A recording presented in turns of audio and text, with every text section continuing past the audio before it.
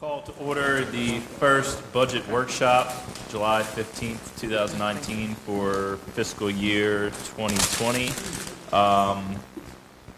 First thing I'll ask everyone to rise for the Pledge of Allegiance.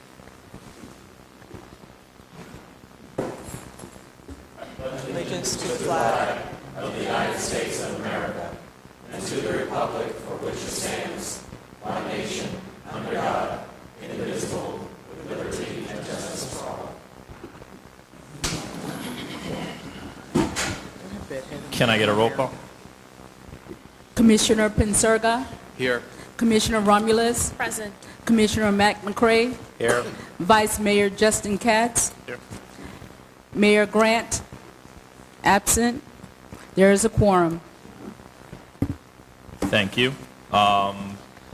So everyone knows why we're here. It's the first of potentially 3 budget workshops this week. There should be an agenda that was available. Were there copies printed? Okay. So the way we'll open this up before we get into the various presentations is allow for an initial public comment round. So if you have any comments and you're a member of the public, please come up, state your name and address, and you've got 3 minutes or less. No surprise. Susan Oyer, 140 Southeast 27th Way.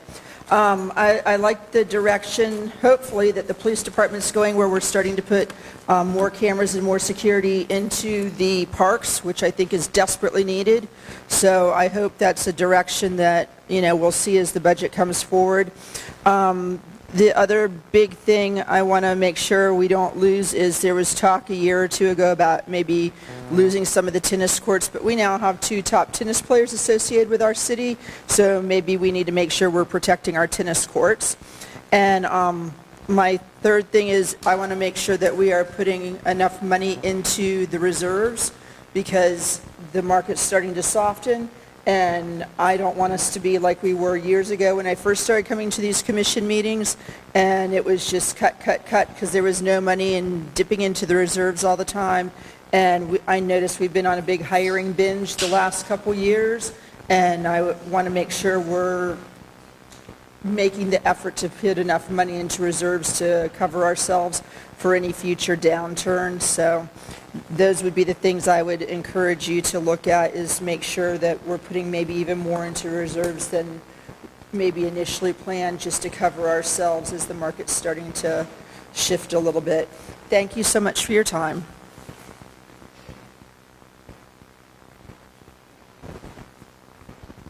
Good evening, Harry Woodworth, 685 Northeast 15th Place, Boynton. The only thing I ever say at these meetings, it's the same thing for years, is when we're doing the budget, maybe somewhere we could put in some money for preventive maintenance on some of the things around the city instead of waiting for them to break. The example I might use is the paver bricks have now been installed for 20-some years at the intersections, and they haven't been cleaned even once. The other thing I guess I would just comment on is the absence of the mayor at something which is probably one of the most important things we're doing this year. Thank you. Any other public comments at this time? I just want to comment, Vice Mayor, that Harry, I'm sorry, I couldn't hear anything past your shirt.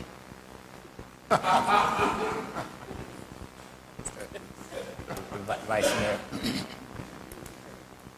Commissioner McCray. Thank you. My comment is I'm going to follow up with what Mrs. Oria said in regards to the security cameras in the parks. I hope we also follow up with the lights as well. I'm just saying the ones that go on and off, so when the park rangers see them, they know somebody's in there.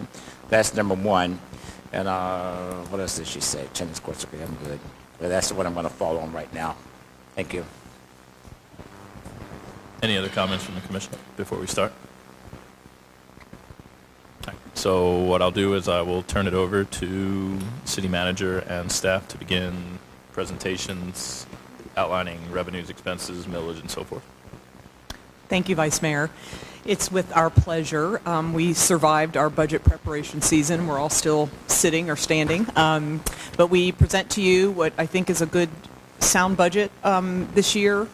Tim's going to take us through a brief overview like we do each year, and then at your pleasure, we're prepared to do some highlights and PowerPoint presentations briefly for our larger departments, police, fire, public works, and so forth. And let us know how you would like to handle moving through some of our smaller administrative departments if you have any specific questions. So Vice Mayor, you can discuss that amongst the board and let us know how you want to proceed there. But we could do the overview now and then tell us how you'd like to proceed. Yes, sir.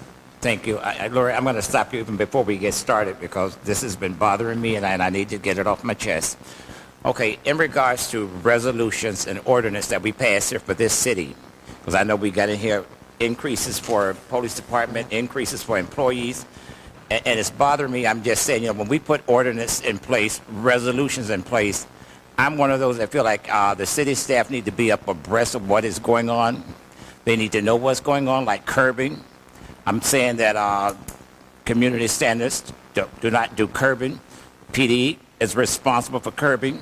I'm just saying, over the weekend, I've seen 3 sets of curbing, and nobody bothered to do anything about it. And it bothers me when it comes time to say taking care of the employees, we take care of you all. But I want to say that you all need to take care of this city. And the reason I'm saying that is because when we before us and we said we're going to give you a raise is not for you to get slack, it's for you like to do more. I'm just saying you pass by and you see different things that's going on. Nobody makes a phone call. We put in place in regards to the 18-wheelers. Staff don't even worry about 18-wheelers. I got the call, and it bothers me. And I'm just saying, when you come before us, you want us to say, well, we need more money. I'm going to be honest. I think some of y'all need less money. Go ahead and start. Thank you. Thank you, sir. And for the record, what Commissioner McCray, I think, was talking about was the curb stoning, which is something our police department, that is the people that have placed their vehicle for sale on the public right-of-way, and that is prohibited by the city by ordinance. So it is a police action that's necessary to warn and then ultimately ticket and tow those vehicles. So I'll be chatting with the police chief. Thank you. Vice Mayor, Tim Howard, Assistant City Manager. In front of you, you have a folder. And then You got the volume up. We can't hardly hear you.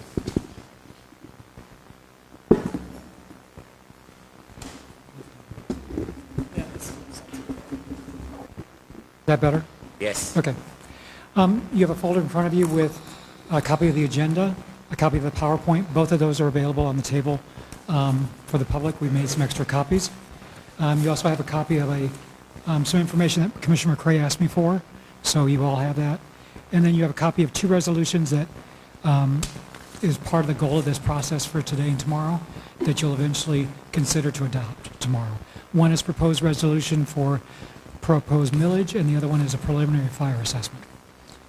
So with that, you also have the PowerPoint up on the screen. Some of you have seen this before, a couple years in a row.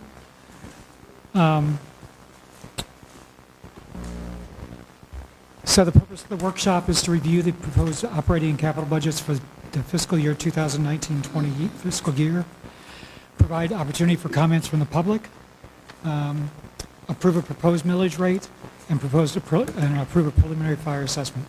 Those 2 things need to be done time sensitive in order to be sent to the county so they can proceed with their tax roll. The calendar for this is we've set aside today through Wednesday to discuss and adopt these millage rate and the fire assessment. We're going to be asking you tomorrow night to move your first meeting in September from September 3rd, which is a Tuesday, to Thursday, September 5th. The reason for that is we have to hold a public workshop on the budget, and we're constrained by when the county holds theirs and when the school board holds theirs.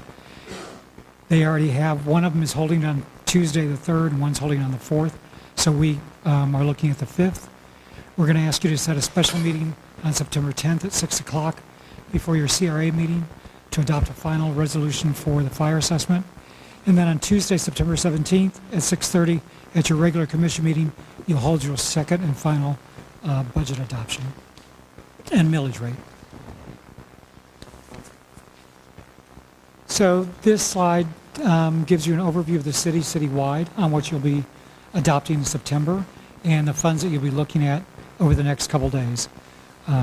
Total budget for all funds is $225 million.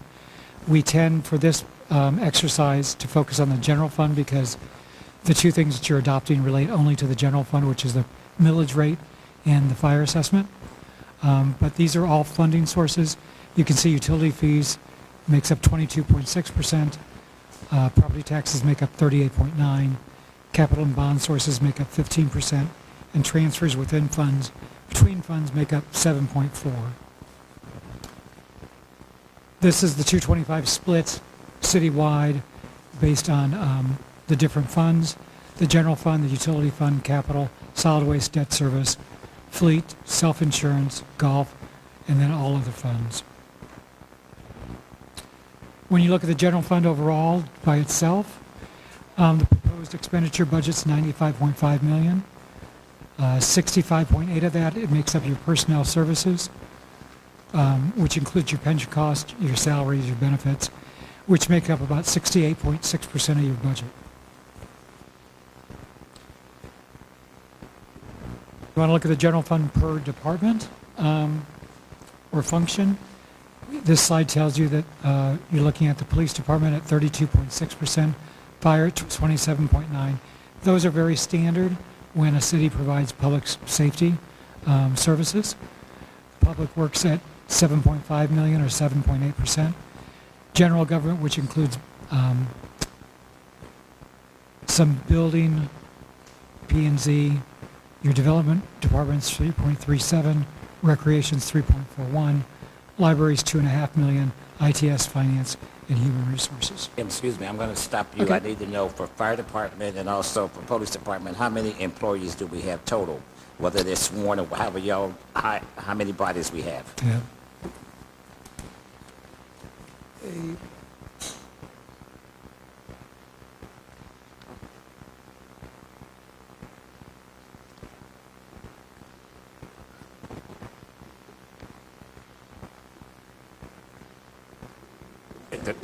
The fire chief is coming with his. I guess he has it Do you want total or just for each one, total for each one. total? Uniform, or however y'all, I'm not worried about classification, I'm worried about bodies.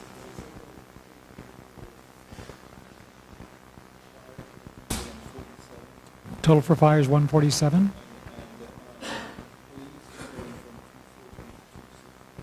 Police is 216. 260? Thank you. 16. 216, okay. That includes sworn officers and administrative. That's all I need, thank you.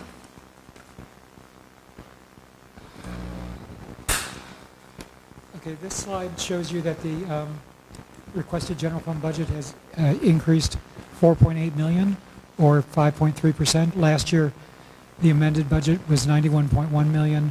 This year's proposed budget is 95.5, 95.9. The bottom part of the slide just gives you some areas that are where we've realized the expense increases. One has to do with funding of potential salary increases for all the unions and non-union people. That comes to 3.1 million, or over 2.2 over last year. City Hall, we had an increase of 189,000 due to risk management cost allocation across the city, and that's mainly due to higher premiums and higher claims for workers' comp, property insurance claims. Police department increase is due to new personnel request. You'll see a couple of these in a little more detail on the next slide. Fire department increase is 620,000. That's due to salary increases that are provided for by contract that we passed last year. It's the STEP plan. ITS department has some software maintenance, contractual services that account for a $175,000 increase. The facilities department, which are some increases in janitorial and landscape contractual services, amount to $250,000. Parks and Ground, we did some personnel adjustments and some town square maintenance costs for part of the year because we anticipate town square to be up and running only partial year, so that's $147,000. The library department, we did some reclasses of a couple positions and the addition of a digital librarian. That came to $175,000. Recreation personnel, we did some reclasses, reclassed some part-time positions to full-time positions, added a couple positions to staff the Cultural Arts Center when it comes on board, which is the old high school, if you may refer to it that way. That comes to 356. Next question. With all of the employees, with the ones that we're budgeting for, the new ones and the reclassification with the FD, Police Department, Fire Department, what would be the total amount of employees we will have working here in this city, Citywide, citywide?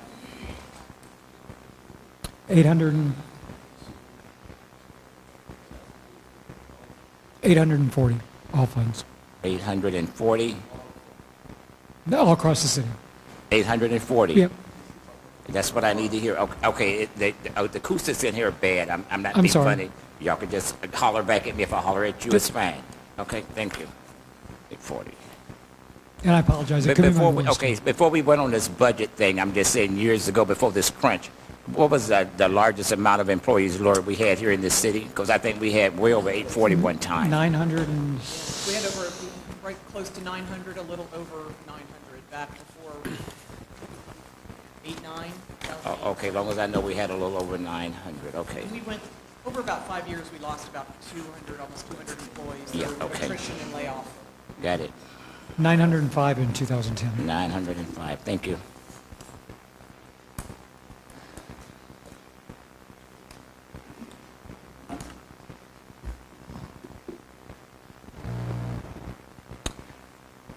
This is a little more breakout of some of those increases.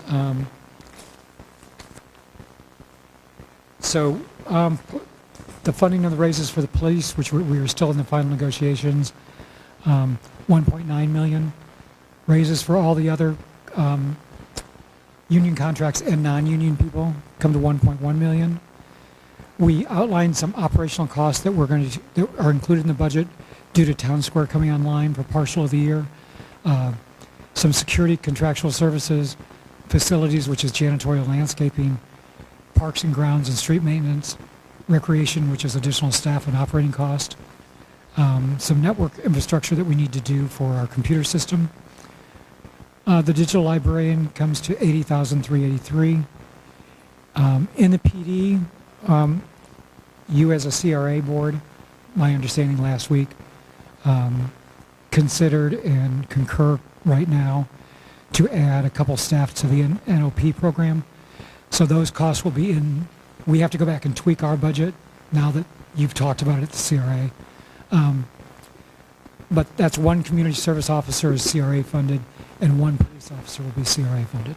Okay, for the public, Tim, explain to them, because when we had the CRA meeting, we said CRA would pick up 50% of the cost, Right. and the city would pick up 50% of the Right. cost. And I found out today because explain to. So the proposed budget that was submitted to you, or submitted to the executive director of the CRA, had the sergeant? Had the sergeant position, which the CRA had previously paid for 100%, split 50-50 between city and CRA. Then it covered 2 officers. Then it increased it by another officer and a CSO, or a CSO position. In discussing it with the CRA executive director, it was determined that trying to split salary and benefits is administratively difficult. It's not, it can be done, but it's just administratively difficult. So what we decided was the city would pick up the full cost of the sergeant and not split it 50-50, and the CRA will pick up the additional CSO and the additional officer. So the CRA will be paying for 3 officers and a CSO in the end for full-time positions. And then, as you know, next year is our centennial year for City of Boynton Beach, and we've included funds for some type of centennial event. What you're going to see is we're still in the planning stages of that. But with each of our large events, there'll be a centennial. We plan on there'll be a centennial portion, and then there'll be a centennial event. So when we do 4th of July, there'll be something that's tied to the centennial, and as we do like the parade, there'll be something tied to the centennial. So it'll be a piece of those events. But in addition to that, they're working on pulling together a group to work on a centennial event overall. So we added $86,500 for that. So. All right, go ahead. the 3 community service officers, we're not adding any additional CSOs, correct? We are? 3. 2 from the city, We are adding 2 more. So and then 1 for the CRA. So in total now we'll have how many CSOs? 5. Well, with one being dedicated to the CRA, so 4 5. that'll work citywide. And the 2 we have now are primarily dedicated to our red light camera program. So the additional 2 will allow us to be able to help us with non-criminal related calls in terms of customer service, traffic, minor traffic accidents, and so forth. They're able to help Have with. 4 citywide and 1 dedicated to the CRA. Correct. My question in regards to the centennial event, you gave us the 4th of July, you gave us the parade. Okay, there's other areas that we have, like in the heart of Boynton, we Yep, have a MLK. program where you all be representing and recognizing centennial doing Yep, that. Yes. absolutely. Thank you. Tim, in the original estimate I saw for the centennial event, it was actually much larger. I see that it's been reduced to 86. What accounts for the change? We initially talked about having 100,000 because we really, Right. until we're trying to develop a budget now as we speak. So there are some areas in other budgets where we'll be able to pick up potentially some marketing money and so forth. But we were effectively rounding up our special events line item budget for our 4 major events, which is MLK, Holiday Parade, July 4th, and now Centennial to 200,000. So that was kind of a back work in, but Great. so we probably will have about 100 to work with if we need it. Any other questions? Okay, so the next 2 slides are the breakdown of the departments and the difference from the amended budget of the current year to the proposed budget of next year that's in your proposed budget. It also gives you the dollar amount that changed and the percentage change. I can either go through these if you want me to, or when you talk to the departments, if you want to do it that way. I'm fine with not, I'm just one, because I found out this morning, what the problem was and what the changes will be, but I'm just saying, for the public, I'm just saying you need to let them Okay. know about city commission, Okay. You don't tell them anything else. All right, so I'll just start at the top, and if I go too fast, stop me, and that's fine. So City Commission went up $13,000. What I did there was, we have 2 election seats next year. Currently, on the makeup of the commission, 1 commissioner exercises their right to take health insurance. What I did was I just assumed that both of the new positions would take it, so I increased it for possible health insurance increased cost. Because if not, and if we get a commissioner on that they have the right to take health insurance, we're going to have to cover it. So I just increased it that way. City manager increased $39,000. We're adding a part-time ADA compliance person to work with Debbie Majors on ADA compliance issues. The City Hall general administrative costs, that's a department that we house our allocation of our risk management cost. It also is where we house our reserve for potential salary increases, because until we know where those salary increases are, we can't really put them in the departments. So the reason that went up $2.4 million is because if you remember on the previous slide, it had went from $850 to $3.1 million. So that's the $2 billion increase that we have budgeted for police, fire, and non-union and union people. I'm not as good at jumping in as Commissioner That's fine. McCray is.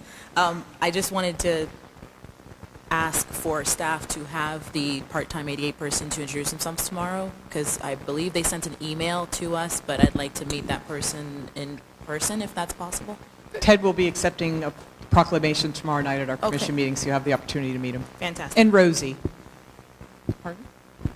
No, that's, yeah, he's doing it, we're utilizing Ted now kind of on a temporary contractual basis.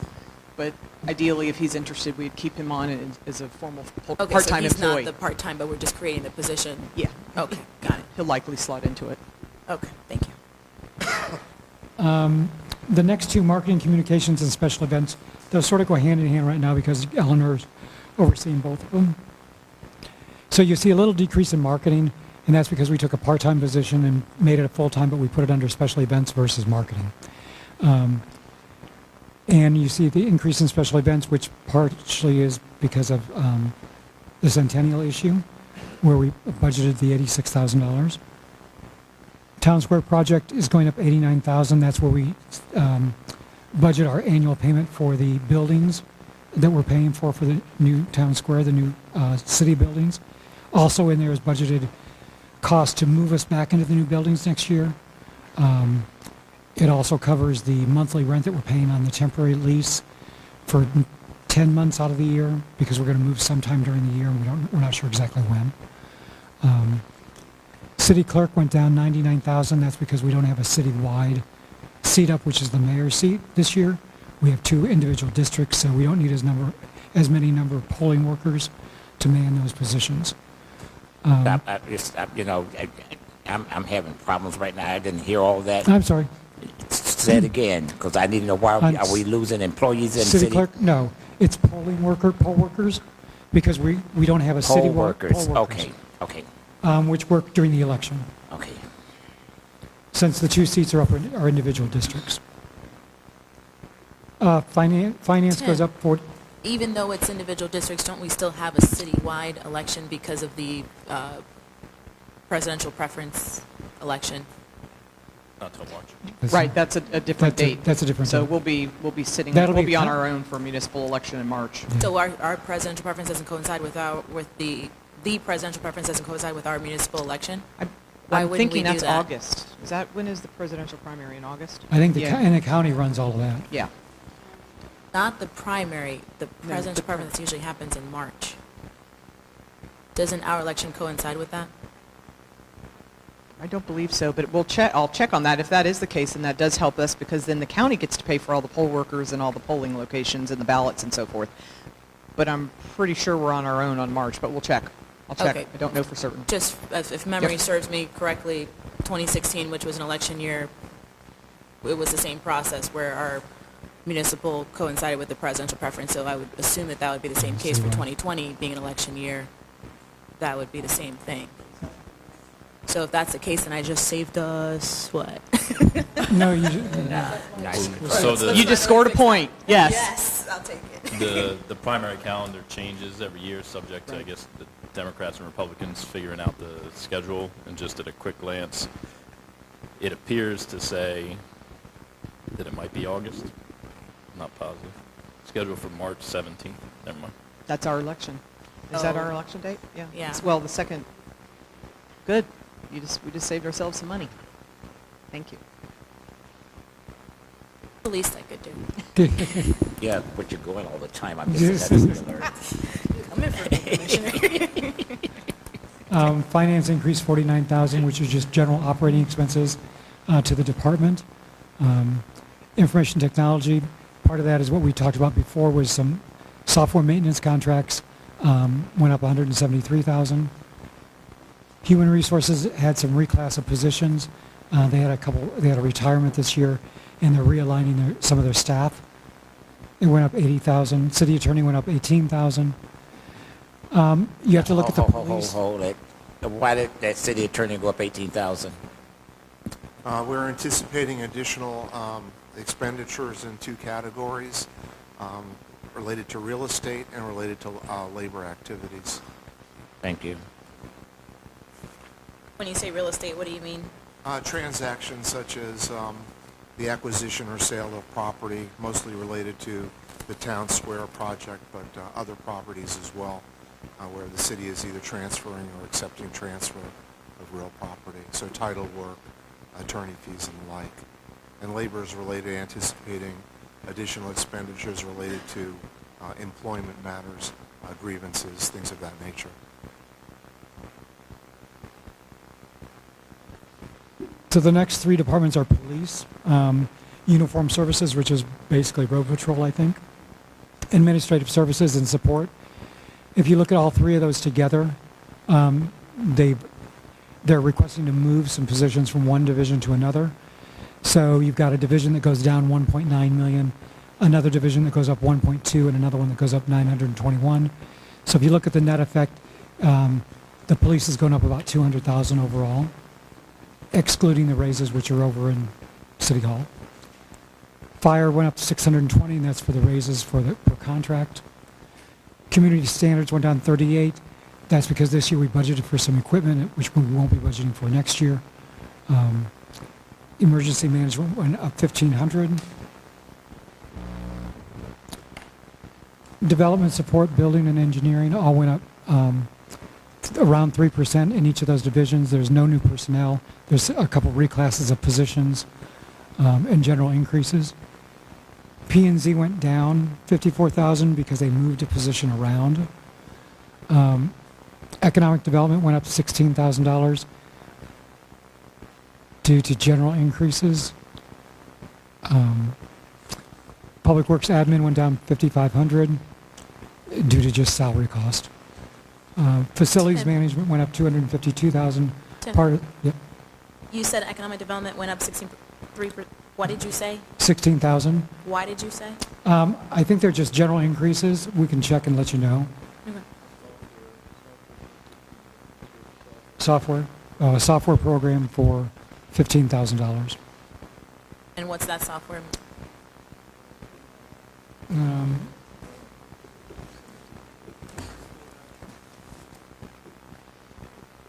Hold on.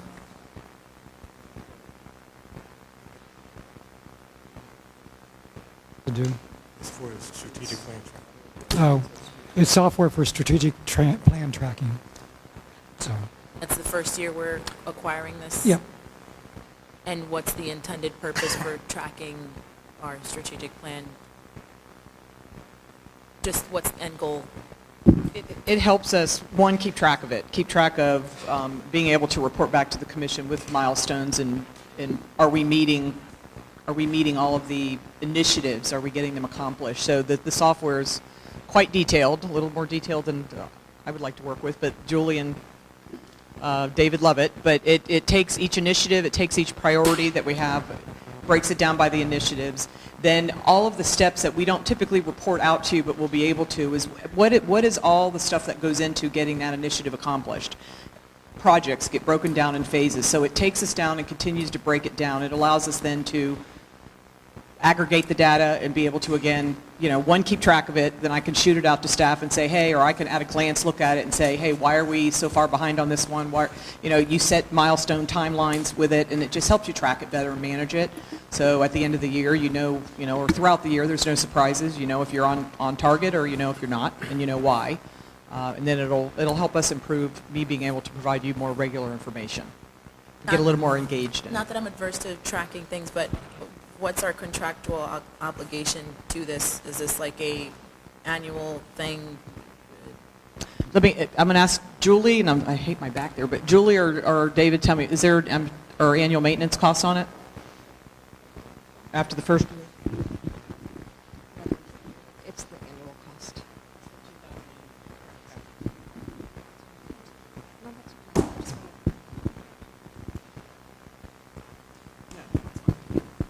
So it's $15,000 a year. And moving forward, I'm anticipating we're going to be able to take it over in-house versus paying a consultant to come in and do it for us, because I think the commissions now, we've got this program down pretty pat in terms of coming in and working as a group. So once we're able to track this, I think we're going to be able to eliminate the cost of our consultant. And you all are saying strategic plan. Yes, Does it sir. sound like strategic land up here to me? And I'm like saying, what Plan, are we I'm doing land sorry. for? Okay. Lori, is this the same program that was mentioned during our strategic planning workshop? Yes, sir. We're testing it now, and we really like it. So I think it's going to be a big help. Okay, facilities management increased 250,000, 252. That's for increase in janitorial and landscaping contracts. Street maintenance went up $50,000. I'm going to jump in with street maintenance. When we said street maintenance, is this where we have the street sweeper located at?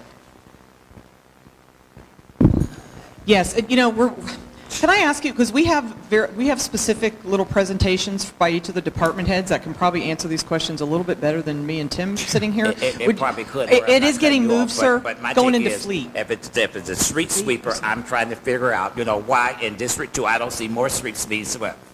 That's going to be my concern. I'm going to be honest. Okay, and I'm going to let Andrew talk to you about that. Yes, sir.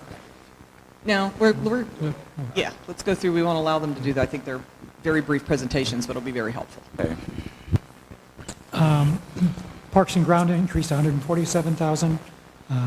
That was due to just maintenance costs that went up in there. Library's up 175. Part of that's the digital librarian and a couple reclasses that they had. Schoolhouse I'm going to stop you with the library. Okay, I know they're going to give their presentation about the set things. The oldest thing up here. Is this taking into account of new books and all that stuff with this Yes. increase? Okay, maybe they'll touch it when we go there. All right. Schoolhouse Museum went up 64,000. That increase is due to the second phase of the naming rights program that we have in place for the high school, open space, Children's House Museum. It covers next fiscal year also. Okay. Naming rights, okay, and we're going to spend $64,334,000. Why we have to spend that to get naming rights? They explain it to me. John Doe don't know. Okay. Okay. So, naming rights. Jump in anytime you like. We've contracted with someone to go out into the community to see if there's an interest in either providing funds as a gift for, I'll just pick some, I'm not going to pick all of them, but naming the schoolhouse, or naming an exhibit at the schoolhouse, naming the high school in the memory of their mother, naming a section of the library, and to see if there's actually interest out there in those types of donations. They did it with the Harriet Himmel Theater downtown. Now, this is phase 2, so if we get to phase 2, then that means that there's interest out there, and that there's interest to come in and say, okay, I'll donate to the city $250,000 for my name to be on this exhibit in the Schoolhouse Museum. And it'll be called the John Smith Exhibit A, whatever it is. We also have some open spaces that we're looking at. We have a whole list of them that the consultant is out looking around to see what kind of interest. We won't know that for a couple months yet, but we needed to put the funding in there in case, in the event we went to phase 2, which is next year, which is then solidifying and getting everything under contract. The first step is doing research to find out if there's interest in it. So the $64,000 is going to be for a research person? We've already got the research person going on. This will be their monthly fee to get everything wrapped up and contractually signed so we can get the donations in. Is the price for the research person, since it's going on, is that in that $64,334? Yeah, and we've already funded. I'm sorry. How much for the research person is coming out of there? It's not. It's for a firm, and she has a research person under. So it's like we're paying. So It's a whole staff team. It's not an employee. See, these are things Correct. that I'm trying to, find out how we This is deal- all deal with contractual money. with a it's consultant. Contractual, okay. And we'll know, right now we're developing the cases for support. So each, for instance, the Schoolhouse Museum, which is part of it, if we can get a naming opportunity there, we're writing, the consultant is writing and designing brochures is my layman term for it, but cases of support for each of these opportunities. Then they'll go out, they have access to databases and people with money and not with money, what have you, working with staff as well to identify potential donors. They'll know after we get through this first phase if they're going to have a good opportunity or a good shot of getting some money for it. If not, we cut the contract and that's written in there. So we don't just automatically spend $64,000 if we don't. There's milestones that they will be able to judge if we're going to be successful in it or not, so we don't continue to spend money and not be successful. So there's opportunities to name the entire library, the cultural center, the Schoolhouse Museum. We're talking millions of dollars at that point, all the way down to technology packages in the cultural center. As of now, we don't have in a budget. Stage outfitting of the entire stage in the auditorium of the cultural center. So we're literally going from probably $1,000 to $1,500 opportunities to $1 million opportunities and everything in between. Obviously, any actual naming rights will come, any naming, once, say, we find a donor that wants to donate $2 million to name the library. All of that still is subject to commission approval. By ordinance, the commission ultimately has to approve any renaming of any facility. So, I think it's money well spent going to see if we have an opportunity to raise some much needed money as well. And then, but not go too far where if we don't know that the capacity is there, and we're not limited to just Boynton Beach, it's to the county, it's to the state, foundations, granting opportunities that they have access to that we think we can pull in some money. Lori, what's your conservative estimate of how much money we could rake in through naming rights? Conservative. A few $100,000, a couple $100,000, that's, and that would be a lot of small stuff. We'll have people, we're providing an opportunity to name the art in the lobby, to name a piece of art, to name the kinetic piece, the $300,000 kinetic piece we're putting, to name that. And then so there's opportunities that cover, we feel we really have a strong case for the cultural aspect of our new town square and what that means to the community, to the county, in terms of just cultural and arts growth. Sports, playgrounds, amphitheater, music, dance. I mean, we're touching everything between the Schoolhouse Museum and the Cultural Center that we believe there's a lot of people out there that have interest in it and may be willing to contribute. And, it's not me picking up the phone call trying to raise $1 million. That is obviously isn't going to happen. So these are people that do this for a living. Charlotte Pelton and her company are very well known in this county and probably one of the best in the state for capital campaign fundraising. She's been quite successful. So I think we've invested $50,000 this year. We're going to know before we spend the 64 if we're going to continue on. So I think it's money well spent. Right. My next question is, since we're doing the police department, that new facility, are we looking for naming rights within there? I think so. I do believe. Help me. Right, but I don't. Okay, well, we'll never turn away any money. But the chief said, yeah, he'll take any check and hope he prefers cash. But I'm not. And that's actually a discussion, and that's something to think about. And we'll talk about. I don't think we want to provide a naming opportunity for our city hall. Our city hall is Boynton Beach's city hall. We're not going to. Someone gives us $1 million, call it the John G. Smith City Hall. No. Library, that's a different story. But our municipal facilities, our police facility, I think that is a little different. And that's something actually at the end of the day would be your decision.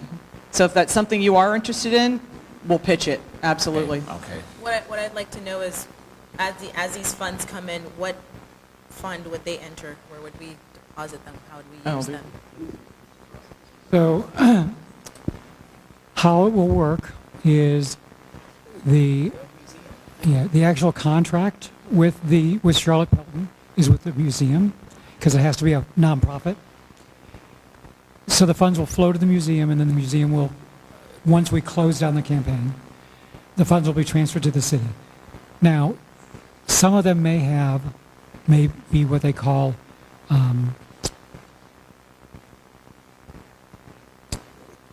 Marked or earmarked. designated? Yeah. We're restricted, which is only the interest can be spent. So those will be set up in separate accounts, and you can't touch the principal. You can only spend the interest. Other ones may be for operational costs, which we can spend right away. Endowments, that's the word. Thank you. I'm sorry. I forgot to mention that. Potential endowments, which would be and for usually programming. what you see is the larger ones are endowments, and, there's no magic number, but if you figure on a conservative basis that you're going to make, if you're lucky, you'll make 3% interest. If you invest like $1 million, that doesn't really give you a whole lot per year to spend. $1 million sounds great, but if it's an endowment and you can only spend the interest, you only have 3% of that to spend. So it doesn't really pay for administratively to do an endowment for $100,000. Right. Doesn't spin off enough money. Because you only get $3,000 a year. West Palm did receive, they got a $3 million endowment for their new library. So, and they're using the spin-off and the interest for programming for their library programs. That's something we would love to see. So unfortunately, there's not one answer to your question. It all depends on which type of donations come in. But they'll flow to the city, and then we'll either earmark them and restrict them, or they'll be used for operating costs for whatever function they were come in for. Thank you. The last one on this page is recreation. It went up $400,000. That is a combination of a couple new positions, reclassing positions, to staff the cultural center when it opens. So we need to get the staff ready to go so we have them on board when they're open.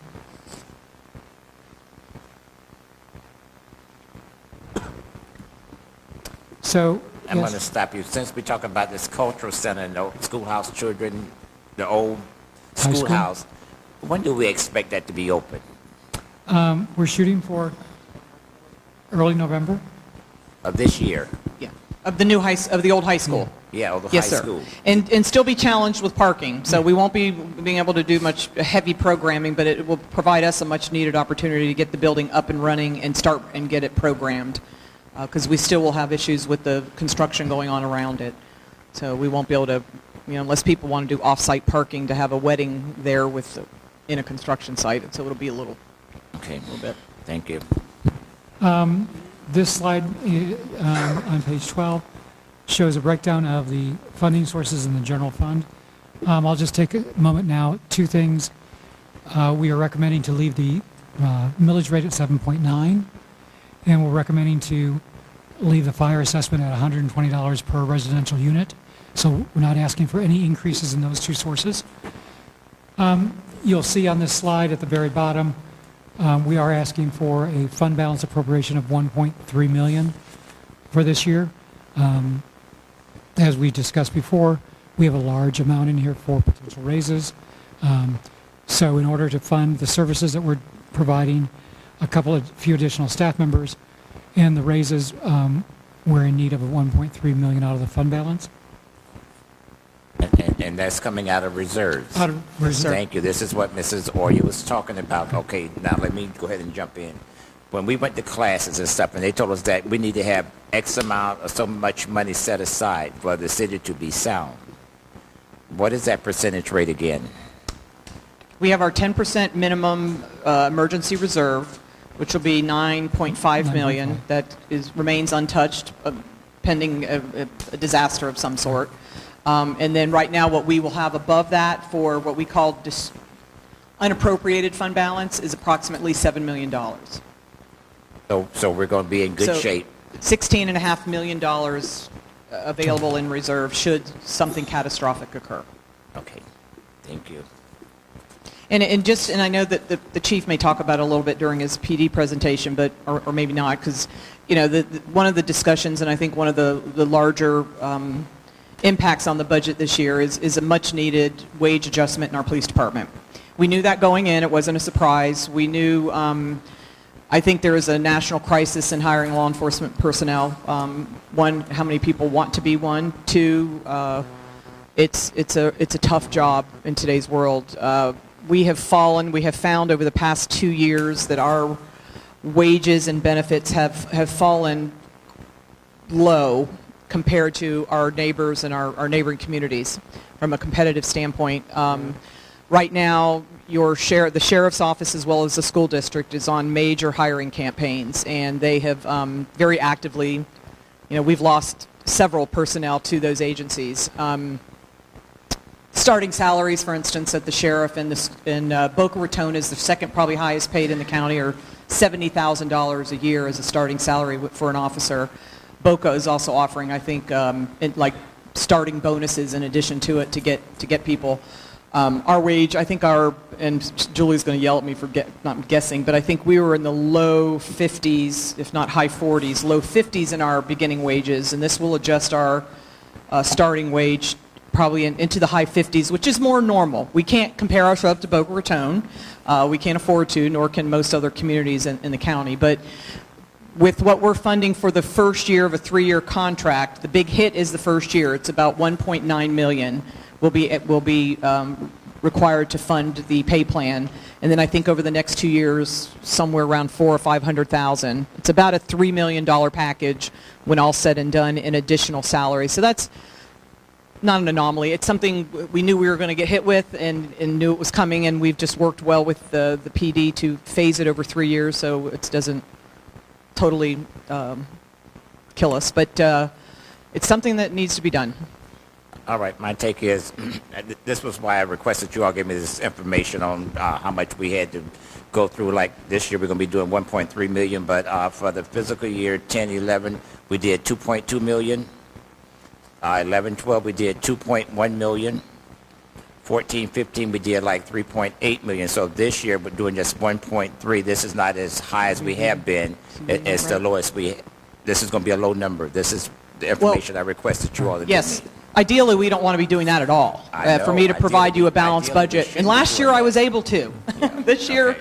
and we had that discussion knowing going in with, and then what's also included in that, the salary number is a 4% increase for blue and white collar unions. This is, again, I'm funding that level. We're still negotiating, but that's what is the threshold that's in there, as well as that for approximately for the unrepresented population. And my take is that I don't want staff, to keep coming to the well and getting water and price themselves out of a job. I always say that when it comes to this union stuff.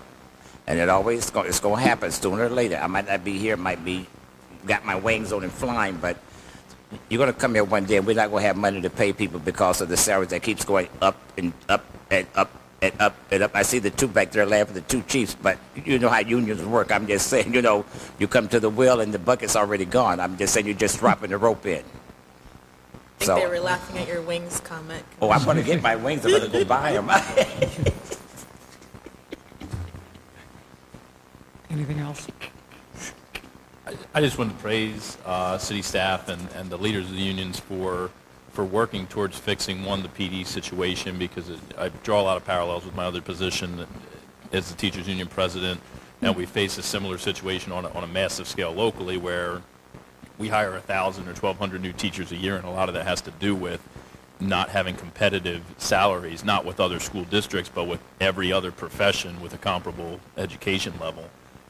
And further beyond the PD situation, the willingness to proactively budget for the blue and white collar positions, that's another parallel I draw and a kind of a problem on the district side. The school district side is every time they build the budget, they budget nothing for raises, and then they say, well, this is what we have left, and then they end up saying they have 1% or 1.5% raise, and we got to fight tooth and nail to get 2% or 3%. You're showing the employees that you care enough about them to make them part of the budget, not feed them the scraps and make them fight for slightly bigger scraps. So to me, that is it's a testament to your support of your employees. So I appreciate that, and I hope they do too. Thank you, Vice Mayor. Appreciate that. And the work isn't done yet, so let's put that out there for those listening. We are still bargaining with the police department. We still have to finish bargaining with blue and white collar as well. But with this and discussions with the commission is some pension reform we've talked about, and we're still working on that within the contracts in terms of addressing some matters that may help us with our sustainability in the future with our pension plan. So those discussions are ongoing, and I look forward to their continued cooperation. Page 13 just gives you an overview of some of the changes in a few of the revenue sources. So we were very fortunate to enjoy an increase in our property values this year, which translates into a net increase in property taxes to the city of $2.5 million. Business tax, we're forecasting a little less than what we did this year. State revenue sharing, we're projecting $300,000 more. Fire and police service contracts, this is where we service other cities for fire and police. We're reducing that due to Briny Breezes went out and resolicited their police services, and my understanding is that we were not the lowest. ALS, which is transport, ambulance transport, we're reducing that $25,000. We were a little zealous this year.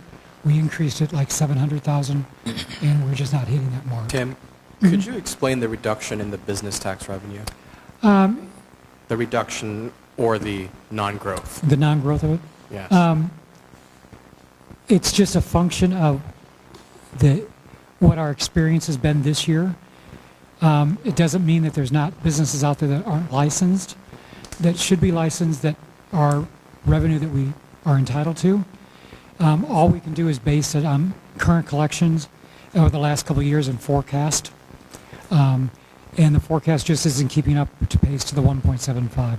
Yeah, and we collect the majority of that in the first part of the year because they're annual licenses. One of the areas that we've talked about over the last few years working on is going out and trying to track down these unlicensed businesses and getting them on the rolls. What percent does that represent? I Is have it a no tiny idea. fraction? Is it 50%? No, I'm exaggerating, but approximately. I wouldn't want to staff and see what the idea. I'm trying to gauge the level of the problem. Right. Right. The transfers, we're increasing the transfer from the traffic fund, which is the red light camera fund. Due to collections in that fund, we can increase the transfer 250. Water and sewer, we're increasing in 450. That's based on utility operations. The transfer to the utilities is a two-part transfer. One is we're doing an 8% transfer based on revenue, and the other is what we call direct costs. They pay a percentage of certain admin departments that service the utility department. An example would be finance because we process their payroll, their accounts payable checks. So a percentage of finance is recouped through this transfer from the utility. HR is the same way, city clerk because of the things on the agenda, things like that. And the fund balance needed, as you can see, is 1.316 million. Okay, Kim, let's go back up to fire, public service, what happened to Brownie Breeze? Briny Breeze's contract was up, and like we do, they go out and put out an RFP for potential service contractors, and we submitted our bid, and I believe, and I believe they have to be surrounding, Contiguous. contiguous. Well, I know for police services, I'm not going to say stole, we were successful in getting the contract about 2 years ago from Ocean Ridge was providing that service. And they came in with a very competitive bid this year to get it back. We did too, but they still came in lower than we did. So the decision, I don't believe, unless the chief will have an update, if that decision's been made yet, the commission was still having each of the cities, the chief would be presenting to their commission. I believe that's happened. I don't know if the commission has actually voted yet or not. But yeah, Ocean Ridge wanted it back, and they came in and were able to lowball it pretty good. All right, let me make sure. Ocean Ridge got the PD department back? I'm not certain if Briny Breeze has decided to do that, but that's where it was headed, that we were going to lose that contract and Ocean Ridge would pick it up. And It's a little cheaper. Are we going to lose fire as well? No, we're fine. We're not losing any fire contracts. We're in good shape with all of our contracts. Yeah, that decrease is just Hi. just Okay. Briny Yes. Breeze's. Did they decide? They had not. The presentations are scheduled in the month of August, so we'll be making a presentation of both my staff and the Ocean Ridge staff, and then at some point thereafter, the Briny Breeze Commission or Council will make a decision of which way to go. They did open the RFP packages, and they did announce the costs that were projected, so we were higher than Ocean Ridge, so depends on if they want. I won't say that. If they're looking for cost savings or for quality services. All right, let me, since you're up there, let me ask another question. Since we've added staff, okay, and we lost this contract, I'm just saying, can we anticipate seeing more people doing more? Because my concern is that, I'm in favor of doing what we said that we're going to do, but I don't want to put people in place if they're going to just be a body and not somebody working. 100% agree. And yes, the time, if the Briny Breeze Council decides or elects not to maintain our relationship, then the resources that we had allocated over there would be reconstituted into the city of Boynton Beach. What's the resources we allocated over there? Approximately an hour and a half, 2 hours worth of staff time per day. All right, thank you.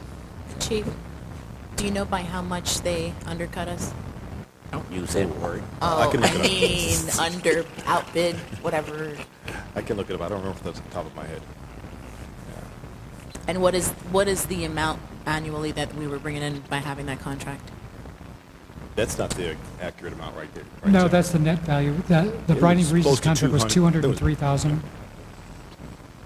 But that includes the fire contracts that have an escalator clause, so those are going up next year, and we're losing Briding Breezes. Well, we think, sorry. Unless Chief can plead our Yeah. case, make a good appeal, right? Depends on what they're interested in, but I'm going to plead our case. No pressure. Get it done. That's why they do an RFP. So they can use other Since I'm factors gonna other get than my price. wings, okay, go ahead.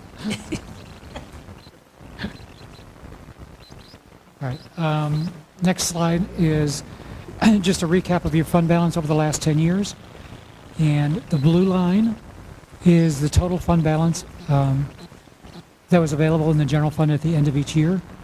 And the red line is the 10% emergency reserve that we have to keep. So the difference between the red line and the blue line is what we call undesignated fund balance or undesignated reserve. And that's where you would appropriate your $1.3 million out of. The last number on that slide is 16.5 million. That's an estimate for this year. We're hoping to come in better than budget. And then you can see that our emergency reserve will be set at 9.5 million. And the 16.5 is after the removal of the 1.3, correct? No, It's before? before. That's, yeah, before. Okay.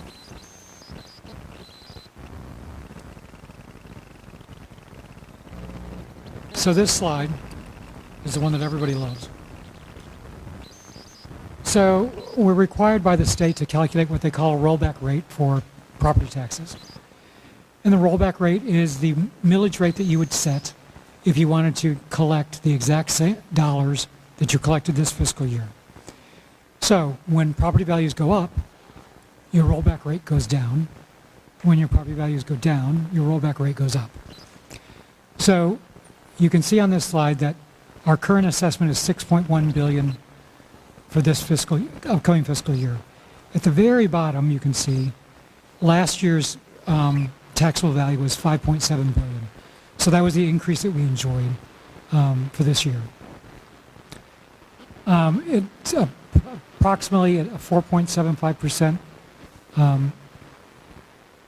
increase for the tax rate. In order to see the same dollar amount, you would set a tax rate at 7.5418.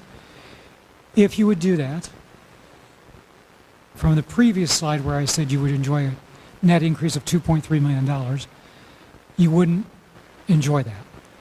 So the outside column says that if you set the millage rate at the rollback rate, based on the proposed budget you have in front of you, at the very bottom you have $2.4 million that you would either have to increase other revenue sources or decrease expenses to make a balanced budget. It's an exercise we need to go through to let you know. In the event that you want to set a rollback rate, you would set it at 7.5418. What this will say is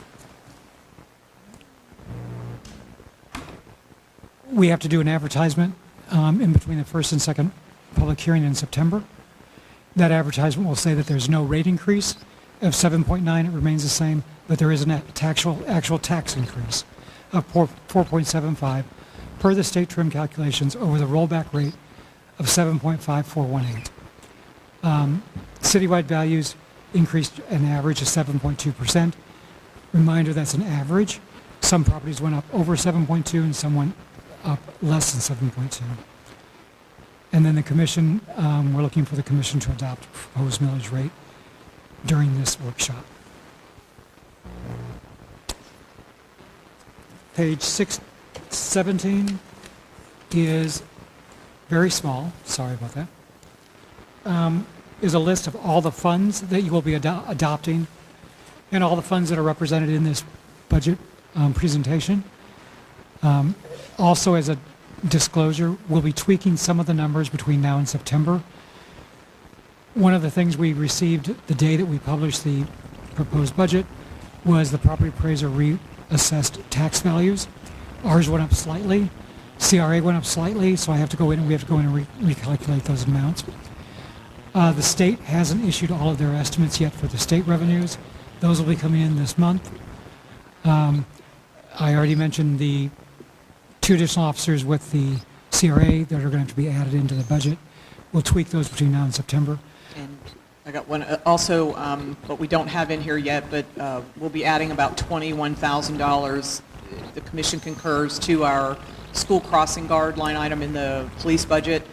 We've done an assessment and inventory of all of our schools and where the needs are for guards, because we just had a lengthy discussion with Rolling Green, and they're desperately in need of an additional school crossing guard. So we have our PD do an assessment with them and work with the principals. We've identified potentially 5 schools that need additional guards. So I'm going to try to fund for 3 more next year. It's about $7,200 and change per guard is what that adds to our contract value. So we're going to try to fund 3 next year and then 2 the following year. But we still have some work to do with the principals and our police department to determine the need and the priority. And since you said crossing guards, are we budgeting an increase for these crossing guards? I think our contract value are we on a multi-year contract, I think, though? I have to look, Commissioner, because I have to go back and look at the provisions of our contract when we let it, if any of how that's built in.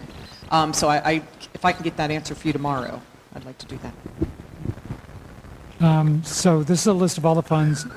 The third column is the proposed budget, which totals the $225 million. And then there's some comparison columns to the adopted budget for this year and the amended budget for this year. And then there's a couple of comments on the side related to what the increases were in general. Yep. I just see that under the cemetery line item, we're going down from 350 to 277. Are we saying that less people will die next year? No, we're saying that we're reallocating staff back to public works. Joke. I'm just kidding. Now, if Jeff Livergood were here, he would say they're just dying to get in. That was for Commissioner. Yeah, business going in the hole, yeah.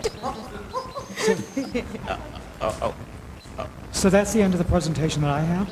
All right, I'll wait till Lori finished, then I'll start speaking.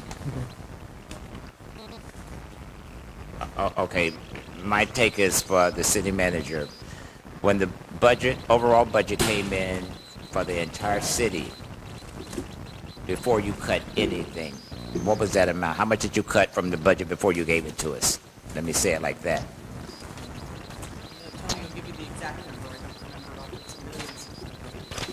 So if you look on page 11, and I can't seem to get there quick enough, the initial department budget request, there's a notation at the bottom, $98,584,000. I'm on page 11. I can't.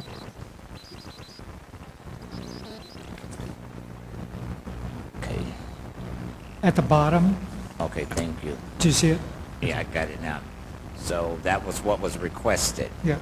And you all brought it in at 95.9. 90 and 95. Okay, so it's roughly $4 million. Okay, I want to say, Lori, this is from Commissioner McCray. I want to say to you and staff, I know everybody came in with bells and whistles. You know, they wanted this, that, and the other. We're already down to the bare bone. But I want to personally say thank you all for the way you all are at least still trying to save money here in this city. And we are increasing services, not by employees, but by employees doing more. Because I'm just saying, you know, employees, they need to pick up their little tasks. I'm just saying, you know, instead of having us to do different things, you know, that they need to be doing instead of riding by, you know, not paying attention and got their blinders on and not looking. I'm just saying because it don't make sense for citizens to have to call in and say, I see something happening, and the police officer just went by. And when you call and you can say, well, that was 4486 just went by, and they say, well, why didn't they look? I'm just saying, I'm not picking on them, but I'm just saying, but they need to step up to the plate and do a little more. We need to get a little bit more bang for our bucks. I'm just saying we are investing. Like Mrs. Oya said, you know, we got the cameras and things going into the parks. We need to get the lights out there, different things that we're doing. But we need to see, the citizens need to see a better return for the money that they're spending. That's the way I'm going to say it. Thank you, and I couldn't agree more. And one of the things, and I don't want to steal Andrew's thunder, but he may be speaking to it. We are in the middle of, we've been looking at, there's phone apps that are out there that you can really make it very easy to report an issue in the field for all employees to utilize, where When I drive around and see a semi-truck cab parked on a street, that, you know, instead of my paper and pen and writing it down and remembering an address, remembering to call when I get back, that I snap a picture, GPS gets my location, I just pop it, a pre-populated list, boom, hit the Public Works Department or PD, and it sends it through a work order system in a very efficient, reasonable cost. And I think that's going to make it a lot easier for folks when they're out in the field to be able to report those issues cross-departmentally. Because you're right, we have officers out there that can see people on a lot that's obviously has a no trespassing sign, or an illegally dumped trash pile that we seem to get a lot of, to be able to, boom, take a picture, it locates, populates, and sends a work order immediately to our Public Works Department, and then has the tracking software that goes Right, with it. so once we get this in place and they are trained, we need to start seeing better bang We'll for have our some bucks. metrics. We're going toward metrics, measurable deliverables, yes. To go off of that, Lori, I like that idea. I'm excited for when that day comes. Andrew, no pressure. But what I would like to see is for that idea to actually go further and to go into the hands of our public, so that there's an app that allows for the community to report a pothole when they see it, or a, you know, dumpster that's overloading or overflowing, you know, when they see it. So that's what I'd like to see as the next phase of this project. And this is we'll do exactly that. So we'll roll it out and get it under control internally, and do some test departments and test citywide, and then we are able to roll it out to the public. That sounds good. Yep. Thank you. And they'll actually be able to keep track of where they can go on the app and see if it's scheduled to be fixed or not. What, you know, there's all that data is right in there. It's pretty neat. So now we're at the point, any questions from the commission? If not, I put the slide back up for the per department. If you want to start going through them, we assumed that you'd want to hear from police and fire, the larger departments for sure. So we can start with police. Is that what you like? Is that what you like? Yeah, I think if we get the big ticket ones out of the way, then we work with the remainder. Okay. Are they loaded in order of the? Whichever ones you'd like to go, we'll go. All right. Let's Police. invite the police chief up.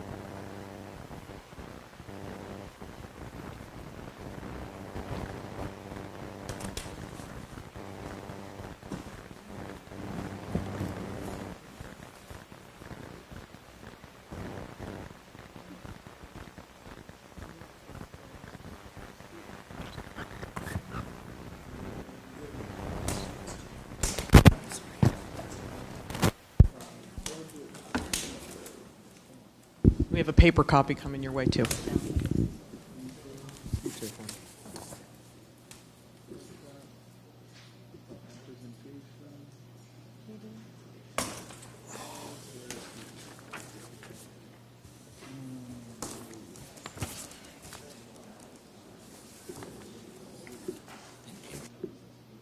you.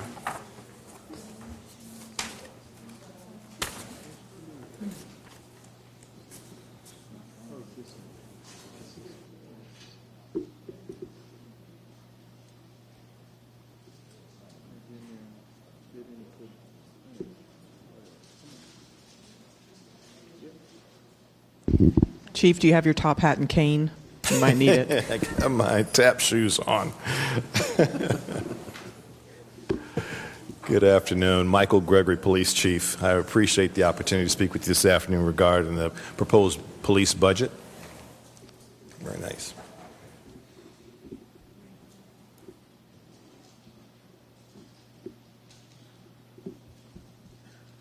How did I do that?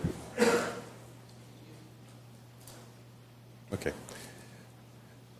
As mentioned earlier, a lot of this information you heard at a high level from Tim, just a little bit ago. So we're talking about a $31,360,053 budget for the upcoming fiscal year. Represents only a $200,000 increase over last year, which is about 0.7% from the previous year. We've really tried to be as cost conscious as we have, as we tried to work out with a realignment. And as I mentioned earlier in the earlier presentations, actually a reorganization of the police department. Coming in and looking at how things were laid out and how we effectively patrolled the city, I saw some areas where we could effectively create some improvement and some enhancement in our efficiency and the way we align our organization. So those updates and modifications are reflected in the budget. So you'll see some large swings in dollar amounts in our divisions, such as uniform services, support services, and the office of the chief. However, overall, when you add all three up, it's very negligible as far as the changes that are taking place. Core functions that we're trying to really focus on with what we did minimally ask for with our budget increases were for positions to enhance and increase, actually to initiate our downtown security plan. We've had this discussion with the commission previously and with staff. We have it about every 2 weeks about the importance of ensuring security in the downtown area as we build this up.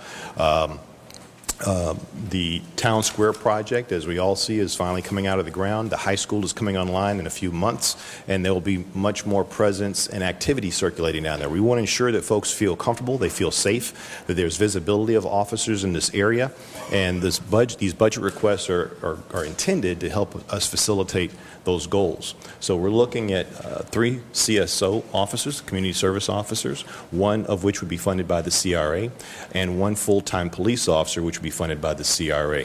That police officer would take on the role of a crime prevention person. So as you are familiar with the staff we currently have working over there, they would continue in their traditional capacities, but we're adding capability to the CRA team, the NOPS, Neighborhood Officer Program, with that additional police officer to help us communicate and liaison with the business community along Federal Highway Corridor, the startup businesses in the MLK and the heart of Boynton area and of the CRA, with crime prevention messages, crime prevention information, strategies of reducing crime in their communities, whether it be residential or business, stepping up our efforts in that particular area when it comes to our visibility and presence with doing security surveys for the public and for residential security surveys where we can give insights and assistance with ideas on security alarms, security camera placements, proper maintenance of hedges and landscaping, things that fall under the umbrella of what they call CPTED, or crime prevention through environmental design. That has a big role in helping us to manage and maintain a low level of crime in the area. The CSOs are civilian positions. They're also full-time. As mentioned, one would be dedicated to the boundary of the CRA to assist the officers that are in that area with things that tie up officers' time. One of the number one things on that list are traffic crashes. They're primarily civil in nature, where you're deciding who's at fault for an insurance company for insurance company purposes and for assigning punitive rights with a traffic citation, but they may take anywhere from 45 minutes to 2 hours, depending on the number of vehicles involved and the length of time it takes to get a wrecker out there to clear the intersection and making it safe again. This is a full-time police officer who could be engaging with our community on community policing initiatives, or they could be trying to suppress crime activity in other areas, but here we'll have them sitting at this traffic accident with the parties involved, waiting for a wrecker or waiting for someone to come by or doing the traffic accident diagram, as you may have seen on other accident reports. That's a good example of the value you get out of the community service officers. These are civilian personnel who can go there and handle those types of tasks and leave the officers available to fight crime and to engage in community policing and reputation building activities. Yes? Before you move forward, in regards to the downtown security plan, I'd like if you could do some type of presentation for the public and for also the benefit of the commission. This doesn't have to have any specific timeline on it, but I would like for us to get a holistic viewpoint of your security plan for what the downtown will be and what it will look like, different outposts, just, what the plan is, and that way we also have a sense of security in place as that comes online. Absolutely, and I have that as a to-do on our list. We were looking at this month, actually, but based on the new schedule with the workshops and the busyness of the commission's agenda, we may now be looking at August or a month shortly thereafter to be able to bring you that presentation when we can squeeze back in to the agenda. But we definitely plan on presenting you a high-level review of what our efforts will be going forward in the downtown area. Thank you, Chief. Chief, my question is for you. I'm just saying, I want to, let me go ahead and jump in. How long have you been here in this city as the police chief of the city of Boynton? I just made 1 year. 1 year. Okay. Thank you. I'm not clapping. Okay, the reason I'm not clapping is my whole take is that when you arrived here, okay, and you went and started looking at the department itself, start looking at the budget, the overall department itself, I know you found a lot of things that you won't say here tonight that was wrong, that you probably done straighten out. Some things that should have been improved, you're probably improving on, to help the morale of that department. But the question I need to ask you, why do you all go around, because the citizens have been asking me the same thing with those lights on those vehicles, because they say, I know y'all want to deter like criminals and all that stuff, but they say it's dumb like for the drug dealers, because the drug dealers know that you all are coming now and they stop dealing, There's I think it's a plus side and it's a minus side, so tell me why you all are doing that so I have a better grip. Thank you for asking that question. Absolutely, I'd love to. We found that to be I wish I could say I came up with the idea. I did not. I stole it from other agencies who are doing it across the country and as well as other places in Florida. But the idea is to increase visibility. One of the things I heard from the community and others in this city when I arrived was that they don't see the police enough. We need more police. Where are they? Why aren't you guys patrolling on Congress? Why aren't you guys on MLK? Why aren't you on Seacrest? And I'm going to briefings and I'm reciting that message, and I go out and I drive around the city as well, and I see the cars, but I still get the concerns that people don't see them. So the initiative with putting on what's considered the cruise mode function of the light bar is to increase visibility of the cars. What we've noticed, particularly as agencies have transitioned to the black and white style police cars, is that they kind of start blending in to the rest of the traffic. They blend in to the rest of the community when they're parked on the side of the road. So having those lights on, even in the daytime, it catches your attention. It's what you're not expecting, and you notice there's a police car, and the lights are on kind of dim. Because they don't flash, they don't blink, they're on steady, and they're on a dim mode so that the people aren't confused that we're going somewhere for an emergency type of response. The sirens aren't on, it's just a low level of lighting on certain areas of the vehicle, which the manufacturer considers that called cruise mode. So we've been doing that for several months now, since roughly the beginning of the year, or at least a shift change around February or so. And I've had a lot of positive feedback. I've had some questions. Why are you doing that? And it gives me an opportunity to put on my community policing hat and share, like I am today with the audience here and that are watching, the value of that program and that opportunity to have that conversation, to answer these questions, and to, again, have people recognize that the police cars are out in the street, they are in traffic, they are in the neighborhood at night and in day.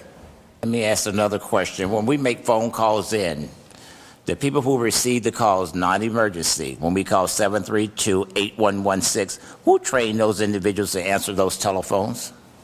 We have training staff in the communications section that are responsible for training the call takers. Well, I'm gonna be honest. Somebody need to go back with them and brush up on some things, because I had a friend to call, and they told her that we said we can get to it as soon as we can because it's Saturday morning. Okay, but it was really Sunday morning, and I'm just saying, and she called me crying. She said, "Why the hell are they telling me about the time of day and the time when I got a problem?" These are things that I'm hearing from people that's calling me, and then I got to get in and call. I'm already awake now. And I'm just saying, somebody need to tell them, when citizens call, there's some things that y'all need to be already aware of, and some things y'all should not say to citizens. Citizens are already upset. No taken. And I think that need to be a training procedure for them, whoever's answering those phones, because you know where I'm coming from. Everybody that pick up that phone when we call, they're not friendly to us. I'm just saying, and we're paying them. I understand, okay. And we'll bring that up. We have regular training and refresher training that occurs, and we'll bring that up in our future retraining sessions about courtesy. Thank you. We move right there onto reclassifications, which is a bit of a administrative function for salary increases. So the records technicians and the police digital records specialist positions are being reclassed into a higher level a numeric value for budget purposes. Chief, what pay grade is that? Ooh, I'm curious what that increase is. $1 an hour increase. For the records people? I think we can afford it, maybe. We'll start off, there's a lot of clicks here, with the overall department budget broke up into last year versus the current year. You'll see where uniform services, administrative services, and support services on the bottom on the left are represented. The largest piece of that is the uniform services, which is 56% of last year's budget. There was a number of non-frontline staff included in the uniform services budget last year as a part of the reorganization. And I mentioned earlier, in the current year, the proposed fiscal year budget, which is on the right, you'll see that that went down to 49%. Those were not people who work in patrol or who are driving police cars or answer calls for service. Those, again, were people who were basically in the building that we were moving into the other divisions of the police department to, again, better align our missions of each one of those services. Chief, my question to you is, uniform, why don't you use the word uniform services? I'm just saying, if John Doe picks this up, I'm just saying, who's not, when you talk about it to us, and before, you say uniform services, instead of just saying uniform, because when anybody can pick up and say, why y'all spending so much money for uniforms? I'm not trying to be funny. But, uniform, and it need to have a little bit more of an explanation. Yes, sir. And administrative could have services as well. So in the uniform services section, as we see on page 2 here, it's on the top of the next page, the next slide. And then we have our uniform services breakout. We see what's represented from personnel services and the operating expenses. Personnel services for our uniform section, where we have most of our frontline personnel, is 93%. So 93% of the dollars allocated to that division go to salaries. Our operating expenses are just under $1 million, and our capital outlay is about $59,000. The net decrease is just $1.9 million, which was pretty much reflected in the transfer of our fleet charges out of the uniform services section. It was an administrative task, not really related to, like I said, frontline calls answering functions. So we moved that out of there, and that is a large part of that $1.9 million reduction. We're also looking forward to the 3 new CSOs to be included in there, which will be part of the downtown security plan, one of which funded by CRA, and then 1 new officer position, which will also be funded by the CRA.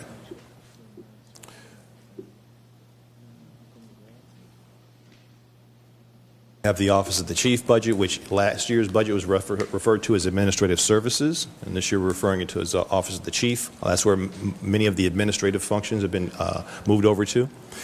So you'll see personnel costs are only at $2.1 million, operating is at $1.5, capital outlay is merely $7,000, and then our non-operating, which is those fleet charges we talked about before, are represented there in that pink slice, which are about 21% of that office budget. The net increase from last year was $1.2 million, again represented by the fleet charges and the transfer of the training unit, which was in in the support area before. We moved it out of admin and we moved it into the support services area as part of our reorganization. Explain capital outlay $7,000. Explain that so that John Doe will know what capital outlay is, $7,000.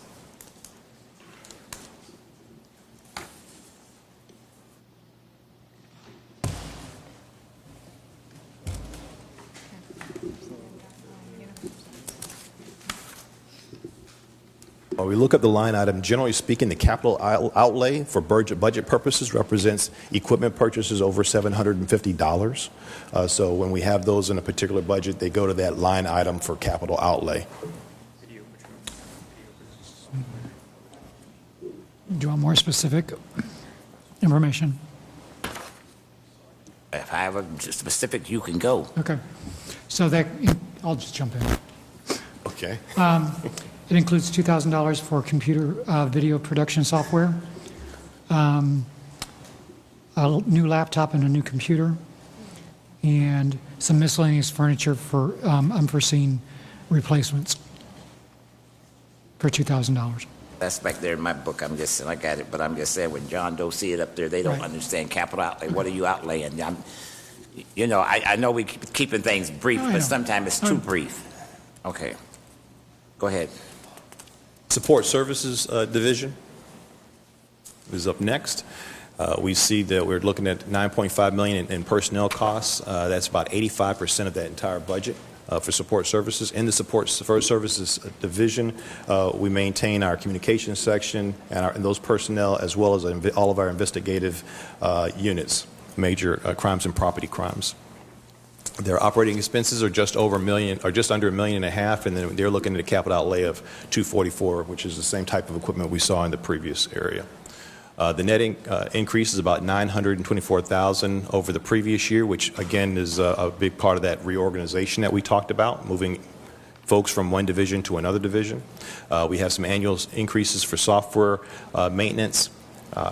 We have increases for IT network and infrastructure security for criminal justice information security compliance. Part of our computer systems that we use at the police department connect with the FBI. Those computer systems also connect with the Florida Department of Law Enforcement. As such, we have to have agreements in place with both of them that lock us into maintaining our computer network and software and hardware at a certain level of compliance that they establish for us. They set that standard. We just have to comply with it. If we don't comply with those standards, they will disconnect our access, and that access is needed in police departments for the purpose of officer safety when we're in contact with people in the street, we're on traffic stops, running license plates, running people's names for criminal histories. That's where that information comes from the FBI and from the FDLE. So to maintain that compliance, we have to refresh our hardware and software that we have running on the police network so we can maintain that compliance.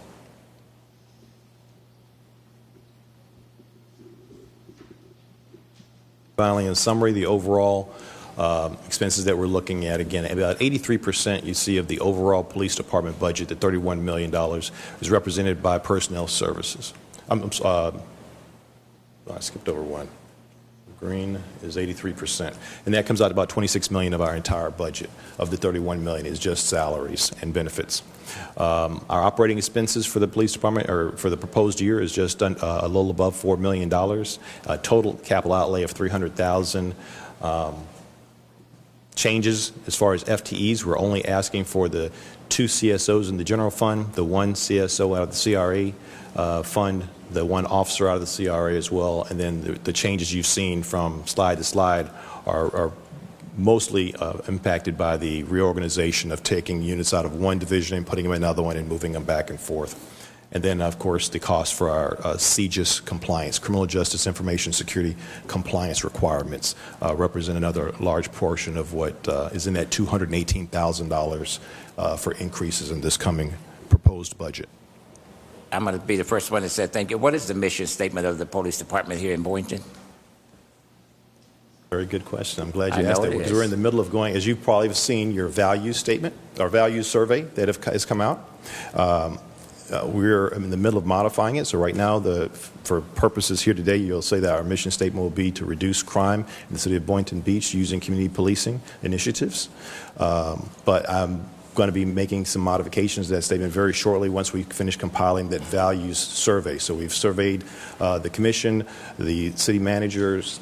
We've also surveyed our employees in the police department. All of the employees had the opportunity to participate in that survey, and we sent it out in the community so I can get community input on our values for the organization of the police department. Those will be compiled, and we'll be recalibrating that mission statement based on input from those values. And then we'll be celebrating the values with placing them into our policies, into our recruiting and selection process, as well as labeling areas around the building with the values on the walls, on objects, as well as the beautiful artwork that's been contracted to be placed in the front plaza of the police station. There'll be blue resin panels that will have these words, these values engraved on those panels, so that as folks walk in the front door of the police department, they see the values that we'll be living up to and be holding our employees accountable for every day. As we walk in out of the building every day through that entrance, we'll see them highly visible every single day working at the new police headquarters. That's what I need to make sure that it's visible, not only for the citizens, but it's visible for those employees that go in and out, so that they know what their duties are when it comes to a citizen here within the city. Now, I'm going to go ahead and tell you now, congratulations on your 1 year. I don't know, how's the morale in the police department now, since you've been here? I'd like to say it's great. I know you would like to say, to be honest. Is there another answer to that? No.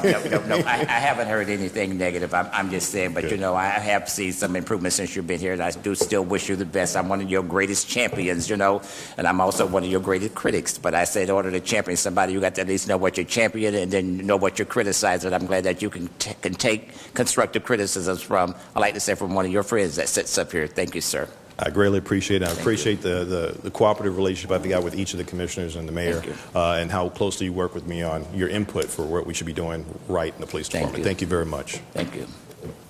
I will say one thing. I like the name change from administrative to Office of the Chief. Sounds really cool. Impressive. I kind of like that. He has a bigger desk than I do. No. He probably has more paperwork. She hasn't approved that yet. All right, you want to do fire next? Yeah, and community standards right along with it. Look at him. He's ready. Oh, and Commissioner, earlier when you asked the number of personnel, the 147 was just fire. It's 162 with community standards. They're part of it, technically the fire department. 162. I left that out. Good evening, everybody. Good evening. Do we have paper copies of your PowerPoint? I provided. No, it's all right. We did not. I'll do better next year. No stress. We can email it to you tomorrow if you'd like to have it Great. for future. Yep. I have notes on this one.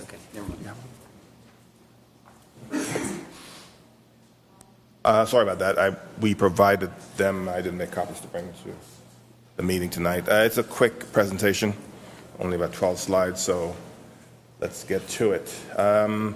We provided a very lean budget this year with a measly 3% increase after the major cuts from the city manager. We're not done yet. 162 people, 135 firefighters. The rest of them are from community standards, which is approximately 12, and fire and life safety with 7 people in that division, and the clerical staff to support. Let's go this way. There we go.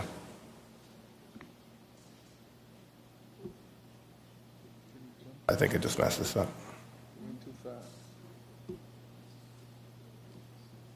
Chief, while you're getting started on that, just a question for Lori. Who is dispatch under? What department is dispatch under? Police department.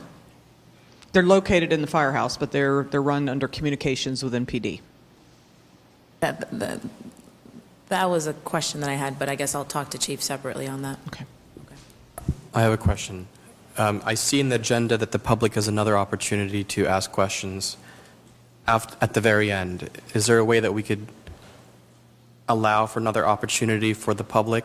It's just the time gap is quite significant, right? So when they ask their questions, they'll have to have waited several hours. That's up to the commission's pleasure, whatever you'd like to do. It depends. If we want to, essentially it will make the meeting run longer throughout and push more content into the second and third day. I mean, it's the discretion of the board. The meeting, the intention is to try to be done today by 8 o'clock, so it was only a 3-hour session. I don't have a preference. Yeah, you might want to get through these few larger departments and then have some public comment. I think that would be a good opportunity. With me. But what Commissioner Penserga is saying, he don't want us to wait so long that the citizens of say, I forgot my question. I'm Right, just saying they have one, just like we do with public ordinance. So perhaps after the larger items. Yes. Yeah. Department? Yeah, they might have a question about it. I don't have a problem with it, because I'm off for 3 days. I took off to be here. I mean, Do you want the police to answer any questions before I start? Now we want you to go ahead because you ain't ready. Right. I recommend perhaps after recreation, where all the major departments have already presented. Yeah. Okay. So, ready? So we have a budget for the last 4 years included, and the last 18-19, comparing that to 19-20. And we saw a small increase, but that's post-contract negotiation, so that represents the full cost of any changes in the contracts. And we saw that added up to about a 3% increase, or 2.6%, rounded up to 3%, and 24 million. That's for just for the fire department. Operating expenses is 1.7. Capital outlay is 319,000, and non-operating expenses is about 968,000 for a total for the fire department of 24.7. Remember that the community standards, which is another 2.1 million, and the emergency management is another 30,000, is not included in that number. Chief, since you brought up community standards, how many employees we have in community standards and how many openings? We have no openings in community centers. Most of the vacancies, which were open, we had about 3 vacancies up until the end of this month, the beginning of this month. We've hired and started the 3 vacancies, and the director is going to be starting in August 5th is his start date. So we have no vacancies. Okay. So we should see a little bit more code enforcement. Okay. Well, they were about half their staff down for about 4 or 5 months. So yeah, there was some reduction in their output, but I think it should pick up. We have some very talented people we've picked up over the last 2 months, and I think we should see just an increase in the output. Well, the young lady you picked up from Delray, I'm going to go ahead and say it, you need to get some more from Delray. She's very, good. very She's active good. and very... She's good. She's very good with what she does. She's yes. good. And we have another person picked up from the billing department, Nikita. She's also really good. And we have a outreach coordinator we picked up, I think it's from Pompano, and she's also very engaged and willing to learn and move forward with the organization. So, Ed. So we have 12 now in our community yes. standards? Well, we have a director starting in August, so we have 11 out of the 12 directors starting in August. And in life safety, we have 7, I think. So, yeah. Now, let me ask a question, because I'm the one that said about, the resolutions and the ordinance. How often are they trained on the new things that we sit up here and vote on? For the life safety or both? Community standards? Community standards. Okay, well, the thing with community standards is that their ordinances is about 30 years old, and it's been convoluted. So we've been working on a project for the last 2 years to actually consolidate the ordinance into a more manageable, put it all into one chapter, and rewrite the language, update it, and we're in that process of doing that. So, yeah, we're trying to teach them the ordinance, but we can't really, because it's broken into so many different chapters, it's very convoluted, even for us to figure out. So we have a contractor, and we're hoping to get that project up and finished and present it to you, hopefully before the end of the year. So we'll have a revised and updated chapter that's clean, updated language that meets all the requirements of both state statute as well as local ordinances. Then they will be trained in depth on that. Right now, it's just very difficult to make a reference to one item. You'll probably find it in 5 different codes, and it's just very difficult for them to understand and be consistent, some conflicting, so we're eliminating all of that through this rewrite, and it's taken us about a year. We've completed the first phase, and we're now moving into the second phase of addressing the administrative portions of the ordinance, and we're going to be bringing you some standards to talk about, some basic thresholds that we want to revisit in our code to update it, and then we'll be a much better tool for the staff to be able to use. Nuisance abatement, that falls under code? Yes. Yes. Because we have funding in the community standards budget for nuisance abatement when we need to step in and do it.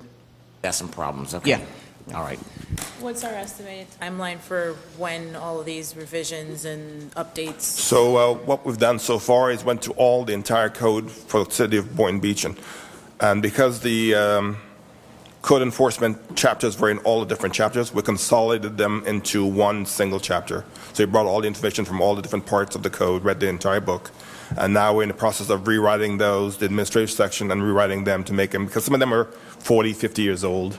And so we want to get rid of the stuff that's no longer legal to enforce and clean up the language to actually make a nice code. At least a year. Towards the end of this year, fourth quarter, towards the first quarter of 2020 is the game plan. Yeah, once we get the director on board and let him, he'll still have some stuff to finish writing up on the administrative side. Then we're addressing our SOPs, their operating protocols on how so we have consistency among the staff on how they're enforcing or and so forth. But to let him get on board, I'm going to say give us to the new year. It's going to be every bit of January, probably. We just developed a small handbook for new people coming to the city. That's what I was just about to ask. Do we Yeah, I have have some that type of physically at on my least- desk. Okay. Yes, So as a soon as we get draft. feedback from the manager, we will actually roll that out. And that has basically a lot of the common problems that we see with grass, and people want to know what it means. So we put it into a small 4- or 5-page pamphlet that they could have, and they could have to give them numbers to ask questions. You see this, if you don't understand, call this number, we'll walk you through it. To just make new businesses as well as new residents aware of some of our more common violations to prevent that ordinance from To include that in part of a welcome packet we've talked about for a while. We'd like to, so when you come in, maybe open a water account, that you're handed a little welcome to Boynton Beach. We used to do it years ago and just kind of withered away, but I think trash schedules, all that type of stuff that we can kind of... contact numbers. Yeah. Something like that, I think, is just common sense to do. I don't think it's a fiscal issue, so Right. why are we not doing it? I mean, a lot of the information, we rely heavily on the internet. We have all of this stuff on our webpage, but I think we're finding that it's probably better to be able to oftentimes hand stuff. I don't want to give them an 8-inch thick pile of stuff and expect them to read it either, so I'd like to be able to try to put some of the key stuff into, again, a small brochure or a document that is easy to peruse and read and understand. It's just... Let me time, honestly, you finish. Commissioner. Yeah, I would just say, that I'm pretty sure this definitely falls under Eleanor's purview, which I just saw her hand something to Chief. But, this all goes down to branding as well. When someone's moving into our community, it's good for them to get that kind of welcome to our Information. community. Here's how we operate, and we're happy you're here type thing. So I'd like to see that come back around. I think it's important. We do too. Yep. Thank you. My take is that you stood up here, okay, and you just said it's like about 50 to 60 years old. Okay, that's good. Let me ask the question. Whose job was it to keep up with this when we doing resolutions and ordinance? Why wasn't it kept up with? This is my problem. Can I take this one? I'll take the start of it. Okay, easily. So the way ordinances generally are developed over the years is that we make ordinances based on complaints. So somebody complains about something, and then we just add it to a section of the ordinance. And so over the years, they just tend to pile up and build up and become unruly. It's not neglect on anyone's part. It's just that the nature of business is that somebody complains about something, you address it, just like we did with the semis, just like we did with the nuisance ordinance, and we just kind of pile things on. And nobody generally goes back and reviews all of the ordinances unless you're forced to do it, because it's usually a difficult job to do. Just like we did with fire prevention code. Our code was about 15, 20 years old. And last year we brought you an ordinance that was about 7 or 8 pages, cleaned everything up, took all the old language out, and replaced the duplication and cleaned up to make it a very clear, presentable chapter that anybody can read in common language.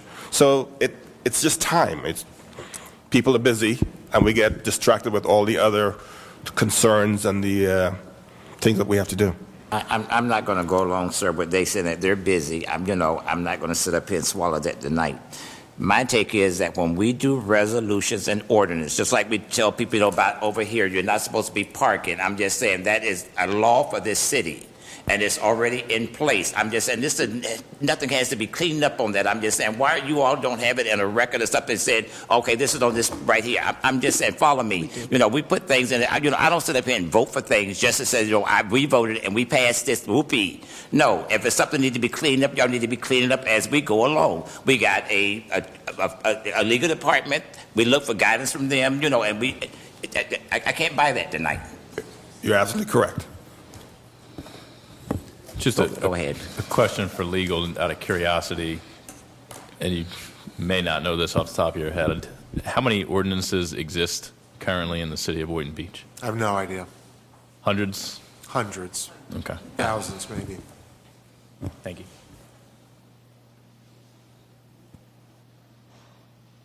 Shall we move on? Yeah, go ahead. Okay, so our budget for the fire department is about 24, and let's move on to I'm hitting the wrong button each time. Okay, so revenue sources. We see Ocean Ridge there. We just signed a contract with them last year, another 10-year contract. Briny Breezes is represented also, another 10-year contract was signed last year. And the town of Hypoluxo, we signed a contract with them last year as well for another 10 years. The Village of Golf is still up and running, and those are the funds we recoup from them every year.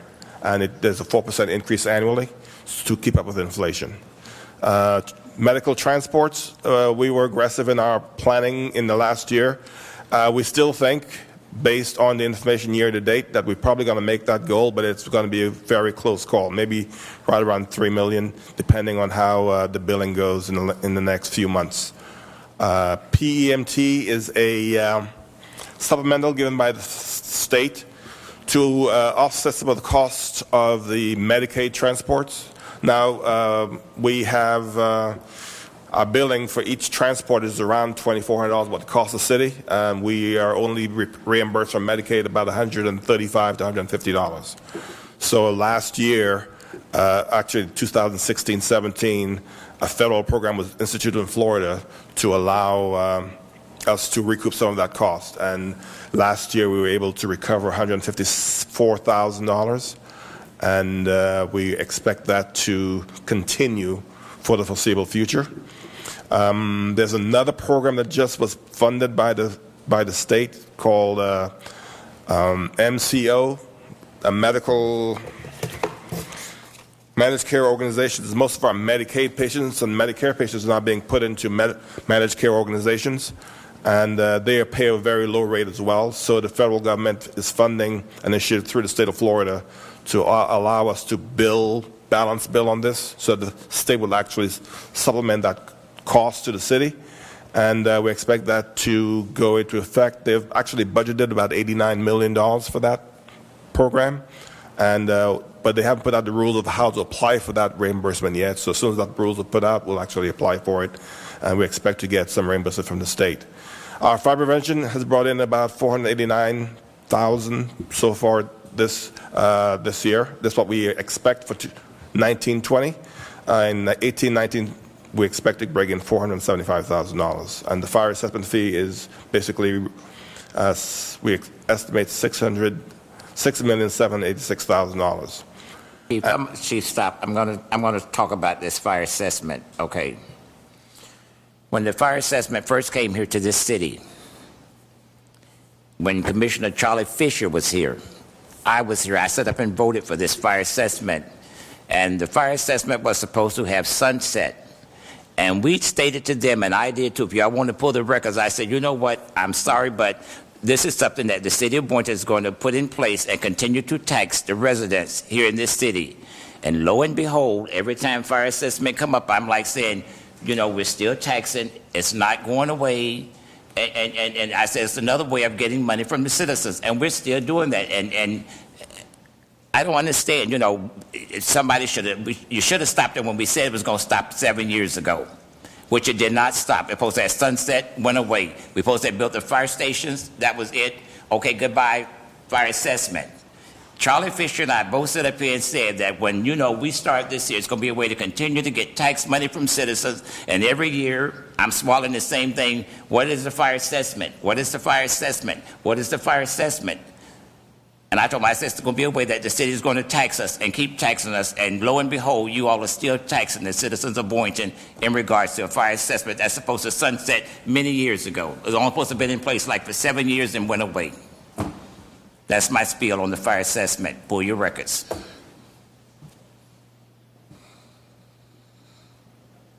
Thank you. Grants, we've put in for about $600,000 worth of grants in the last, this year.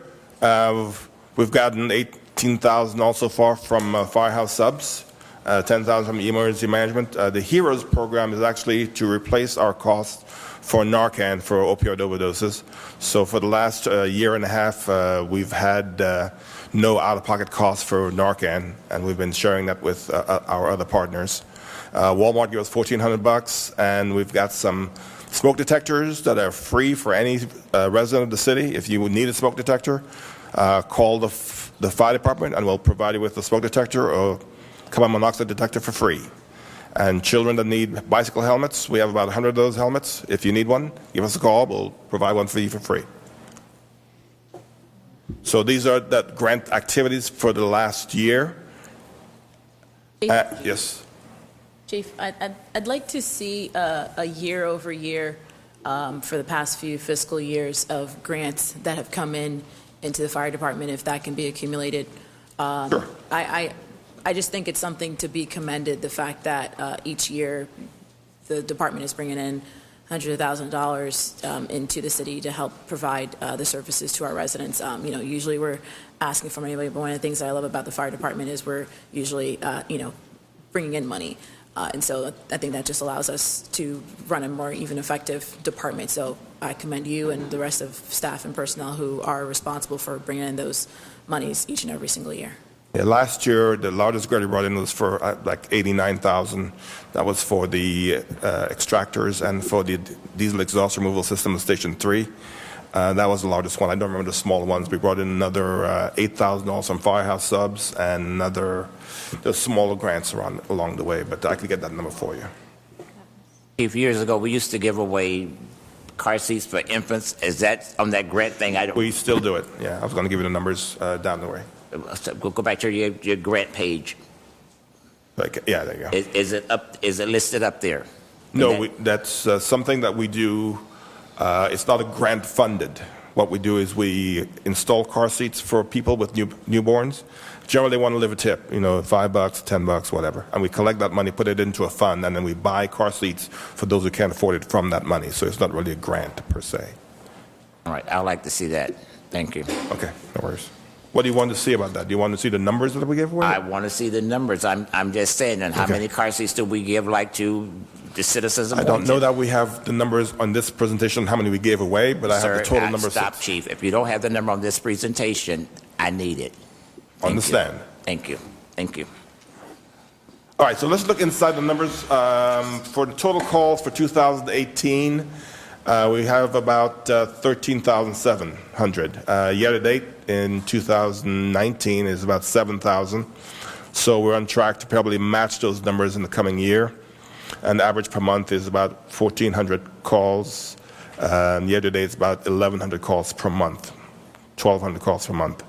Our opioids, if you look at the opioid numbers, 249 in 2018, 116 so far in 2019.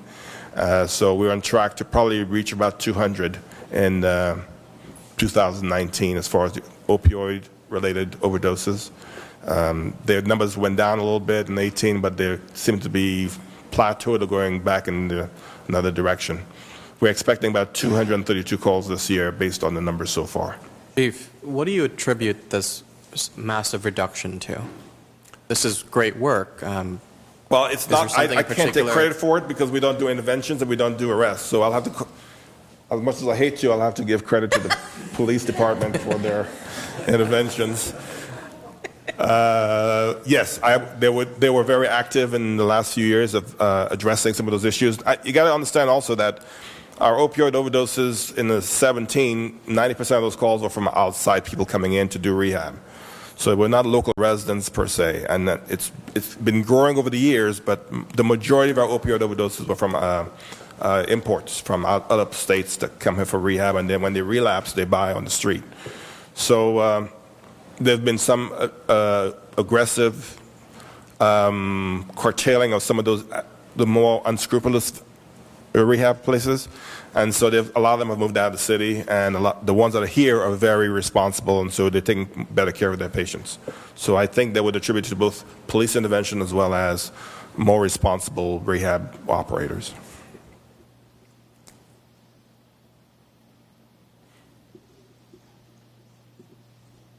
So let's look at life safety and community standards. You'll see that in 2018, our annual inspections stay about the same because we really go into every single commercial business in the city to do annual inspections. We do re-inspections if there are any violations. We usually come back 30 days or 2 weeks, depending on the violation, to do the re-inspection. So those numbers stay about the same. If you look at new construction, in 2018, a total for the year was 954. And so far this year, we've already done 947. So they're extremely busy with new construction in the city. And plans review, you're seeing the same numbers, 704 in 18. And so far this year, we have 787 plans that have already been reviewed. So we're doing a lot of construction, we're doing a lot of building, and that should be reflected in the number of people coming into the city. Community, yes? This isn't a question for you, but it's a question for Lori and probably our planning department, so maybe that question might be answered later when Andrew or someone comes up. But what are we doing to fix our plan review and permitting process to help kind of streamline and get things moving? Because I keep getting the complaints, I keep getting the concerns about, I put in my plan, it's been revised 50,000 times and it's still not right, the city's still not approving it. What are we doing to fix that? We're going to have a presentation tomorrow night by the Development Department to talk to you in a little bit more detail about some of our initiatives. Okay. Thank you. And so the community standards, because we've changed our way of enforcing to more kind of gentler, you see the numbers are remaining about the same, about 1,200 per year of complaints. Where cases initiated about, 3,000 in 18. We're looking at about 1,300 so far this year. And we're doing a lot of courtesy notices. And again, they've been without leadership for about 4, 5, 6 months. So we're getting a new director in August. I expect those numbers to actually do better than they have been in the past. I'm going to go ahead and say I hope they do better, because in 2018, talking about courtesy and all that stuff, we did more with less. And now in 2019, I don't know how many employees y'all was off, but I'm just saying somebody's not enforcing what they need to be enforcing. Okay, I can believe that, but because you don't have to believe it, sir. I'm telling you because, hell, I called. we were 3 personnel down for the better part of this year, and we were without a director. So, Chief, stop. Let me explain something to you.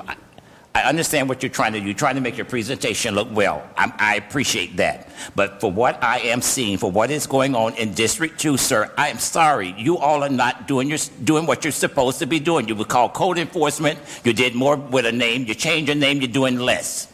I get people from that live on this side of over here calling me and saying, Commissioner, what are they doing?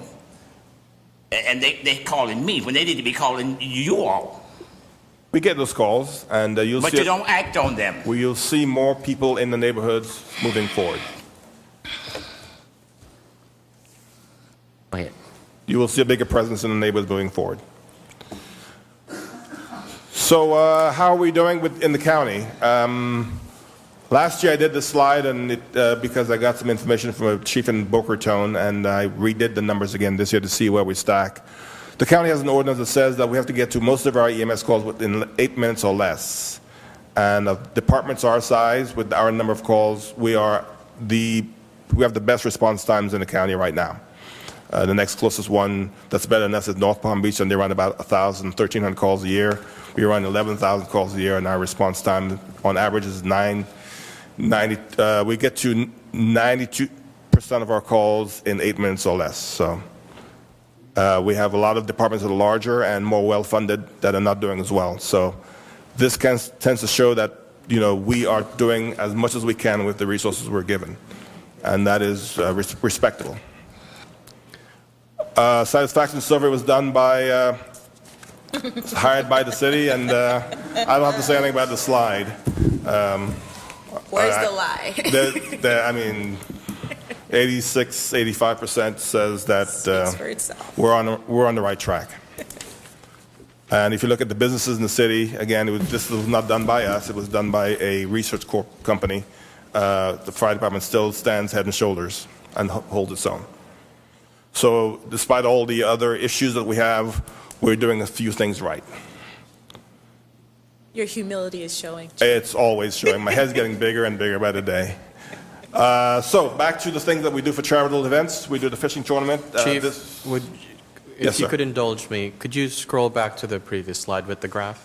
This one or that one? I'm curious where community standard, where is it? Go back to the. Which one? This one? It's on there. 4% on the bottom. 1, 2, 3, 4, back, number 5. 49%. 49%. Yeah, we're not at the bottom of the stack yet, and they were undermanned and under. So we're revamping. We have old ordinances. We're doing the best we can. Yes, ma'am. Question about the director. That person is on board already? Hired, starts August 5th. Yeah, we've made the conditional offer, he's accepted, but he's got to give some time to leave his current employ. Okay, so it's somebody from outside. Yeah, Okay. yeah, I And poached him from another city. You're good at that. I'm proud of that. And they'll introduce themselves to us at our August Absolutely. commission meetings? Okay. Yeah. Thank you. Anything else? No, that was it. Okay. Well, community standards on this stuff for the businesses, they're at 62%. So they're not horrible. They're not the best, but they're not horrible either. They're right in the middle, a little above average. Chief, I'm going to say this. Grandmama always said, boy, we can make ourselves look good on paper. That's not me. That's an outside that's research all. Go company ahead. that did the research and put it out there. I don't know who did your research, sir, but I'm just Got saying some nothing to people do they with didn't this. talk to. Go ahead. I'm just bragging. That's all I'm doing. All right. Charitable events, like we said before, the CERT, we did a class this year for Hunter's Run. And we had other people in there, but they were the ones that requested the class. They were requesting another class later on this year. We have over 200 trained members, and we trained another 24 this year. Car seats, we did 142 installs. I don't know how many we donated, but we did 142 installs. Our Fire Explorer program, that's an interesting problem with this one because we wanted to start the program with around 15 candidates, and we had 45 applicants. So we approached the city manager about some funding, and we're going to try to increase it to about 30 just to accommodate the interest. But we're going to have to choose 15 people are not going to make it because we don't have the funds or the requirements to do it, the capacity to do it. I'd like to know what your budget is for that program. We're working on the budget right now. The original budget was somewhere around $22,000, and we're going to get some money from different places and try and make it all work out. Park doesn't need as much money anymore, so just saying. We do what we can, the fire department, we'll get it done. MDA, we donated $31,000 to MDA this year. The golf tournament, we did $6,000 to the Juvenile Diabetes Research Foundation. And all the city employees have been trained in the last year in stop the bleed and hands-only CPR. We're doing the rounds again this year to make sure everybody's up to date on it. We have stop the bleed kits all over the city. And in Christmas, my favorite, we do the Christmas gifts for the kids that are in hospital over the Christmas holiday.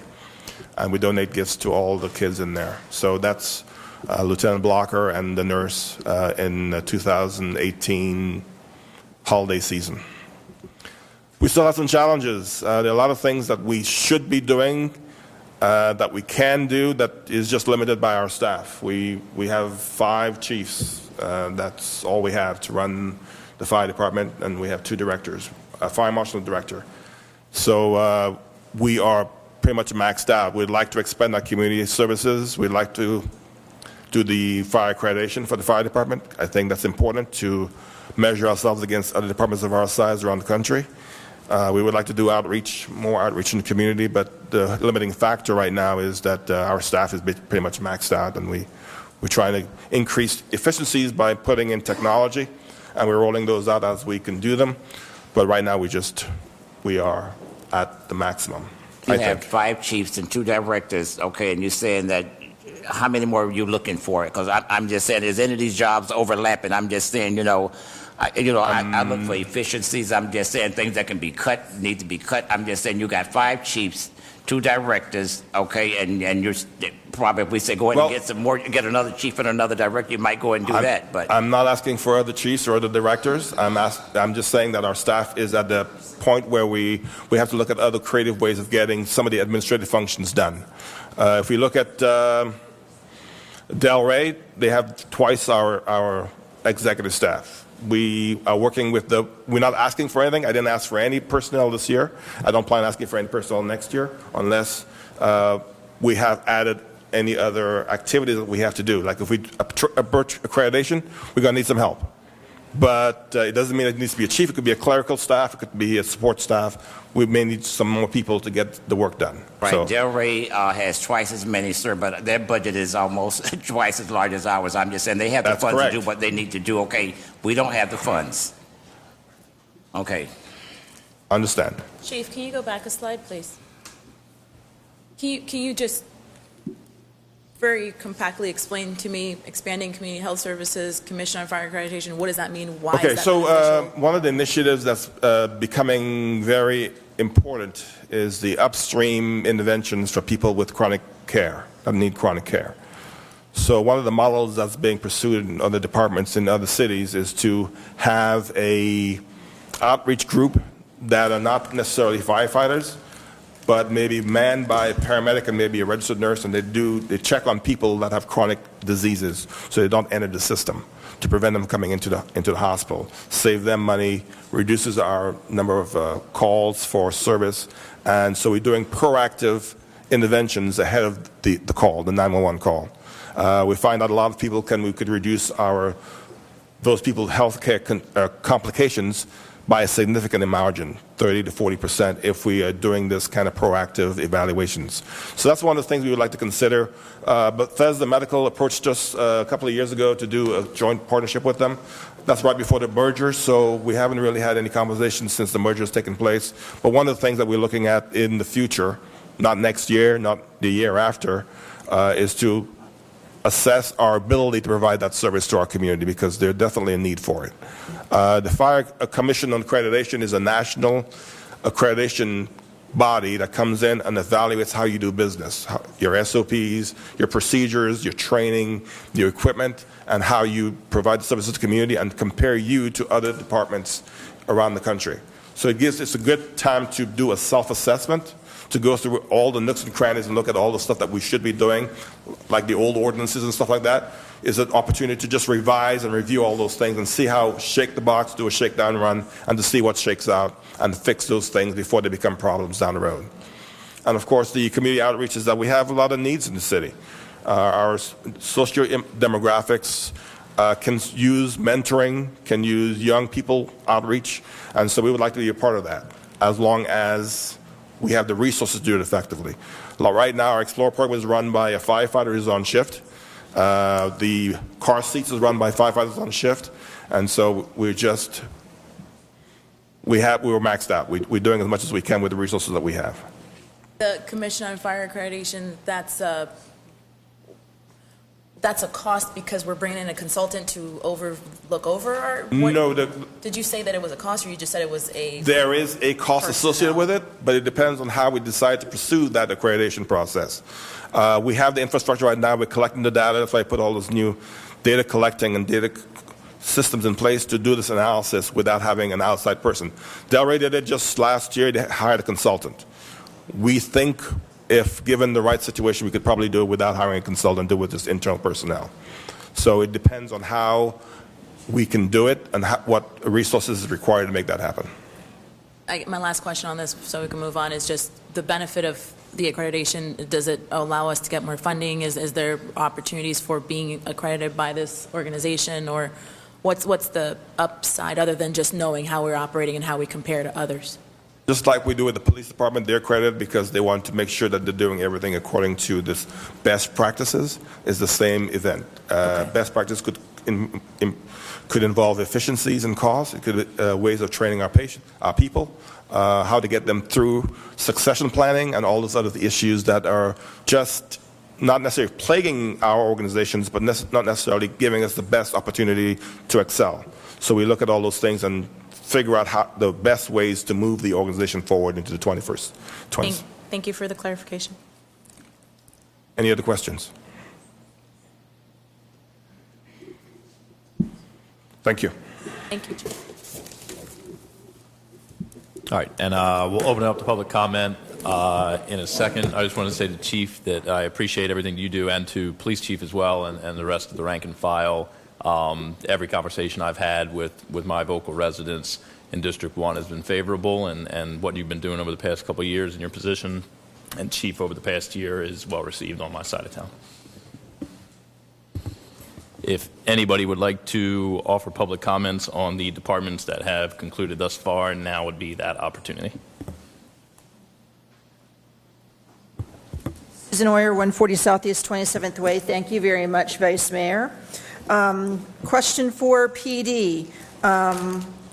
You have, I don't know what page it is on, or page 4 on uniform services, and it talks about the budget, and it talks about these new people coming in for the downtown security plan, and they're budgeted in, but if they're starting later during the year, what's going to happen with that excess money that's not being used during this budget time period? Where will that money shift to?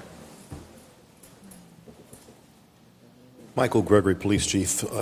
All the positions that are budgeted and funded in the police department budget, as well as the rest of the city budget, are funded for the full year if they're approved. And the funds that are not used by the vacancy until it's filled would represent salary savings in the existing budget. Okay, so would that money go into operating? No, it would stay in the personnel services accounts for salaries. Okay.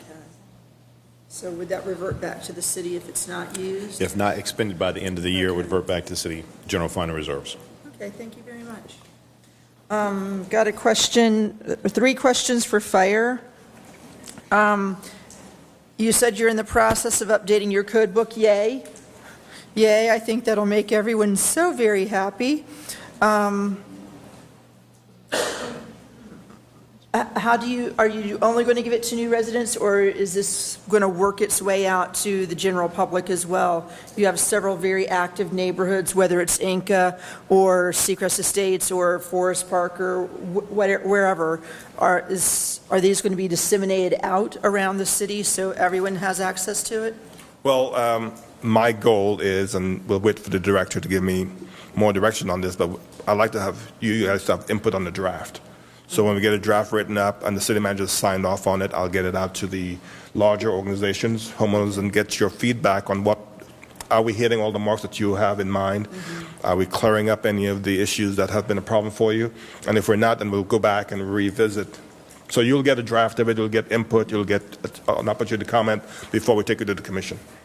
Okay, thank you. And second thing is, please make sure the public gets, there's like a whole 5 of us here. Make sure we get paper copies next year, please. Because, I don't know, I'm sure I'm not the only one, judging by Harry. We're taking notes on all of this. So paper really is very helpful. And my third thing is, have you thought about using your Explorers? Since it's such a popular program, use them for the community outreach and the community health services possibly. That might free up some of your firefighters for their actual jobs. Well, Explorers are not trained to provide services. It's a career development opportunity. So although they will help out with special events, they help with traffic, or they may handle the first aid tent at the 4th of July, for instance. We don't generally put them in the public eye because that's really not their role. They're teenagers, and we try to keep them protected at least as much as possible. Okay. And next year we'll have paper copies for you. And if you give me your email address, I'll send you a digital copy. Lori's already sending you one. Yeah, we're to save paper. That's a lot of copying by the time we get done. We're going to have all of them up on the web tomorrow. Oh, thank you. And accessible, and I'll be happy to email them to you. You and Harry, and I see Lulu, the whopping 3 from the public. I'll be happy to send those to you tomorrow. Okay, thank you. I have the rest of staff scrambling to get copies made, and I don't know if the copier is working downstairs, so we may have to wait till tomorrow, but I'll get No them problem. Thank you so much. They ought to consider, doing 2 on 4 on a side or something, like I do when I teach. Then on the city budget packet, Page 8 and 9, it's not showing the multi-years for the public. It'd be nice if we could see, like, at least last year versus this year, or 2 to 3 years worth, and it's on page 8 and 9. That would just be my suggestion, and I know Harry observed this as well, as we kind of want to be able to compare apples to apples over the years. Got to fit it on the slide. But thank you very much for your time, Vice Mayor.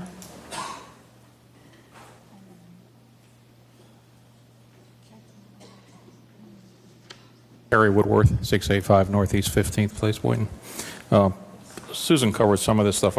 First off, I'd like to thank everybody. The presentations were pretty good. I keep coming to these things trying to figure out what's going on, and this has been pretty good tonight. So have a couple of comments, though, because it wouldn't be my turn to speak if I didn't have a few comments. One is the code thing that's being done. I've been president of INCA 3 times over a 20-some-year period. Code compliance, code, whatever you want to call it, has been the single biggest issue in our community since I lived here 30-some years. It has come up at every meeting we've ever had. Anybody that's ever come to an INCA meeting has gotten an earful no matter what the topic was. It's a little disappointing to hear we're revising the codes and consolidating the codes with absolutely no community input at the beginning of that process. It's great we're going to see a draft, but it would really be nice if the 20-some years of community input trying to get stuff fixed over there along Federal Highway, it just would be amazing if we could get a little input into that. I mean, I don't think I'm shying retiring. I've communicated with most people in this. Commissioner McCray and I probably don't agree on a lot of things, but I would just like to emphasize what he said about this. This is a mess. It's simple stuff. It's not getting fixed. We call. We stop calling because everyone I talk to says, what's the point of calling? It's got to get fixed, folks. It just has to get fixed. I mean, you're spending $250 million on a beautiful downtown, and 6 blocks away, there's businesses spilled all over the streets, semi-trucks, boats, junk everywhere, chain-link fences that rusted out 20 years ago, a car wash that's been trashed out for over a year. This is simple stuff. A guy with a pickup truck and a shovel could fix half of it in a couple hours, and we just can't seem to get it done. The other comment I would ask is, I spent 40-some years in the corporate world. I went to a lot of presentations.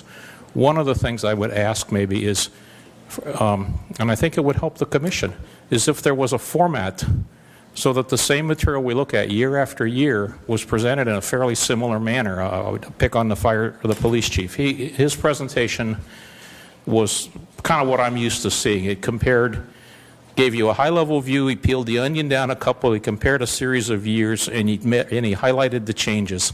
You could look at that in a half a dozen slides and see exactly what he was thinking, where it came from, where he was going.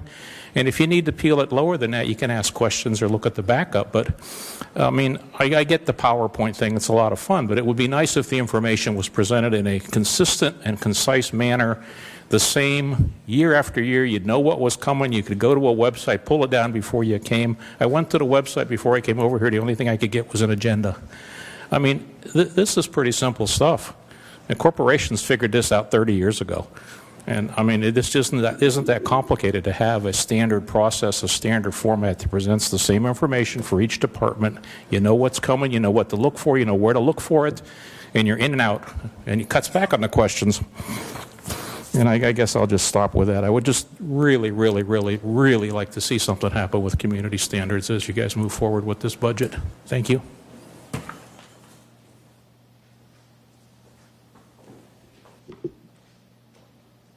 Woodrow Hay, 427 Northwest 5th Avenue, Boynton Beach.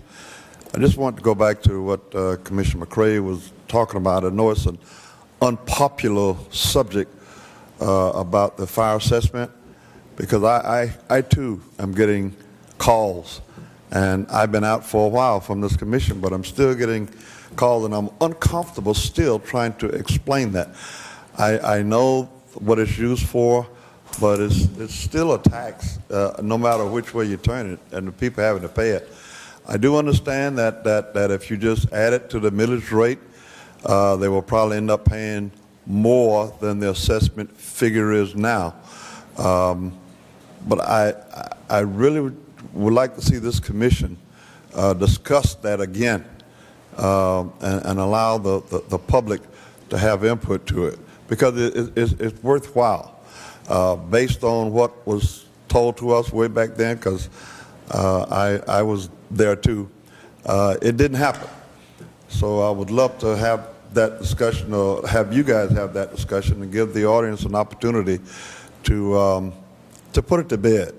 If it's going to be around from now on, fine. But I think the general public out there really don't understand it well enough to be comfortable with it. So I think we are smart enough to come up with some kind of explanation to the public. So what I'm asking for is, in the future, let's have that discussion and put it to bed. Thank you. Lori, how much is the current revenue generated from the fire assessment? About 7 million. About 7 million. 7 million. So, You'd have to replace that revenue. right, so I'll kind of cut. respond to the concerns regarding that, and as former Mayor Hay just asked, to have an explanation, I can give a pretty succinct explanation. When this fire assessment was instituted and it was supposed to sunset, whatever commissions existed at that time continued to budget these revenues in. So now, X amount of years later, if we were to eliminate this fire assessment and blow a $7 million hole in the budget, I can't conceive how we could correct it right now. So this is the consequence of past commission's failure to address a sunsetting revenue source, and I don't have an answer because I don't know how to create $7 million in additional revenue. As former Mayor Hayes said, if we wanted to eliminate this fire assessment and convert it into an increase in the property tax, that means that instead of every household paying $120 a year, if you owned a house that was more than $200,000 or $300,000, you'll end up paying a lot more than that. You might end up paying thousands of dollars more if you own a more expensive house. So to kind of answer that, at least personally, we're living in the consequence of past commission's failure to wind down this revenue source in an appropriate manner, and now we are stuck with it. There's no conceivable way to replace $7 million in revenue. So at least that's my position on that. There's just no discussion to be had unless people want to raise the millage rate. Each 0.1 mil generates approximately $400,000. We couldn't generate $7 million from maxing out our property tax. Right now, it's just we're stuck in a reality that exists because of decisions made prior to at least my being up here. So that's kind of my attempt to at least explain why we're at where we're at, even though that's not really a solution. I understand that. Are there any further public comments? All right. What department next would you like to do? Development's next. We're going to this one.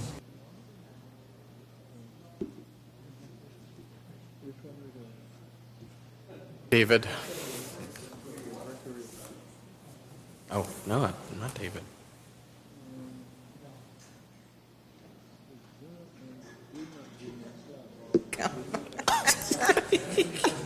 Y'all should be so bad. Be so bad.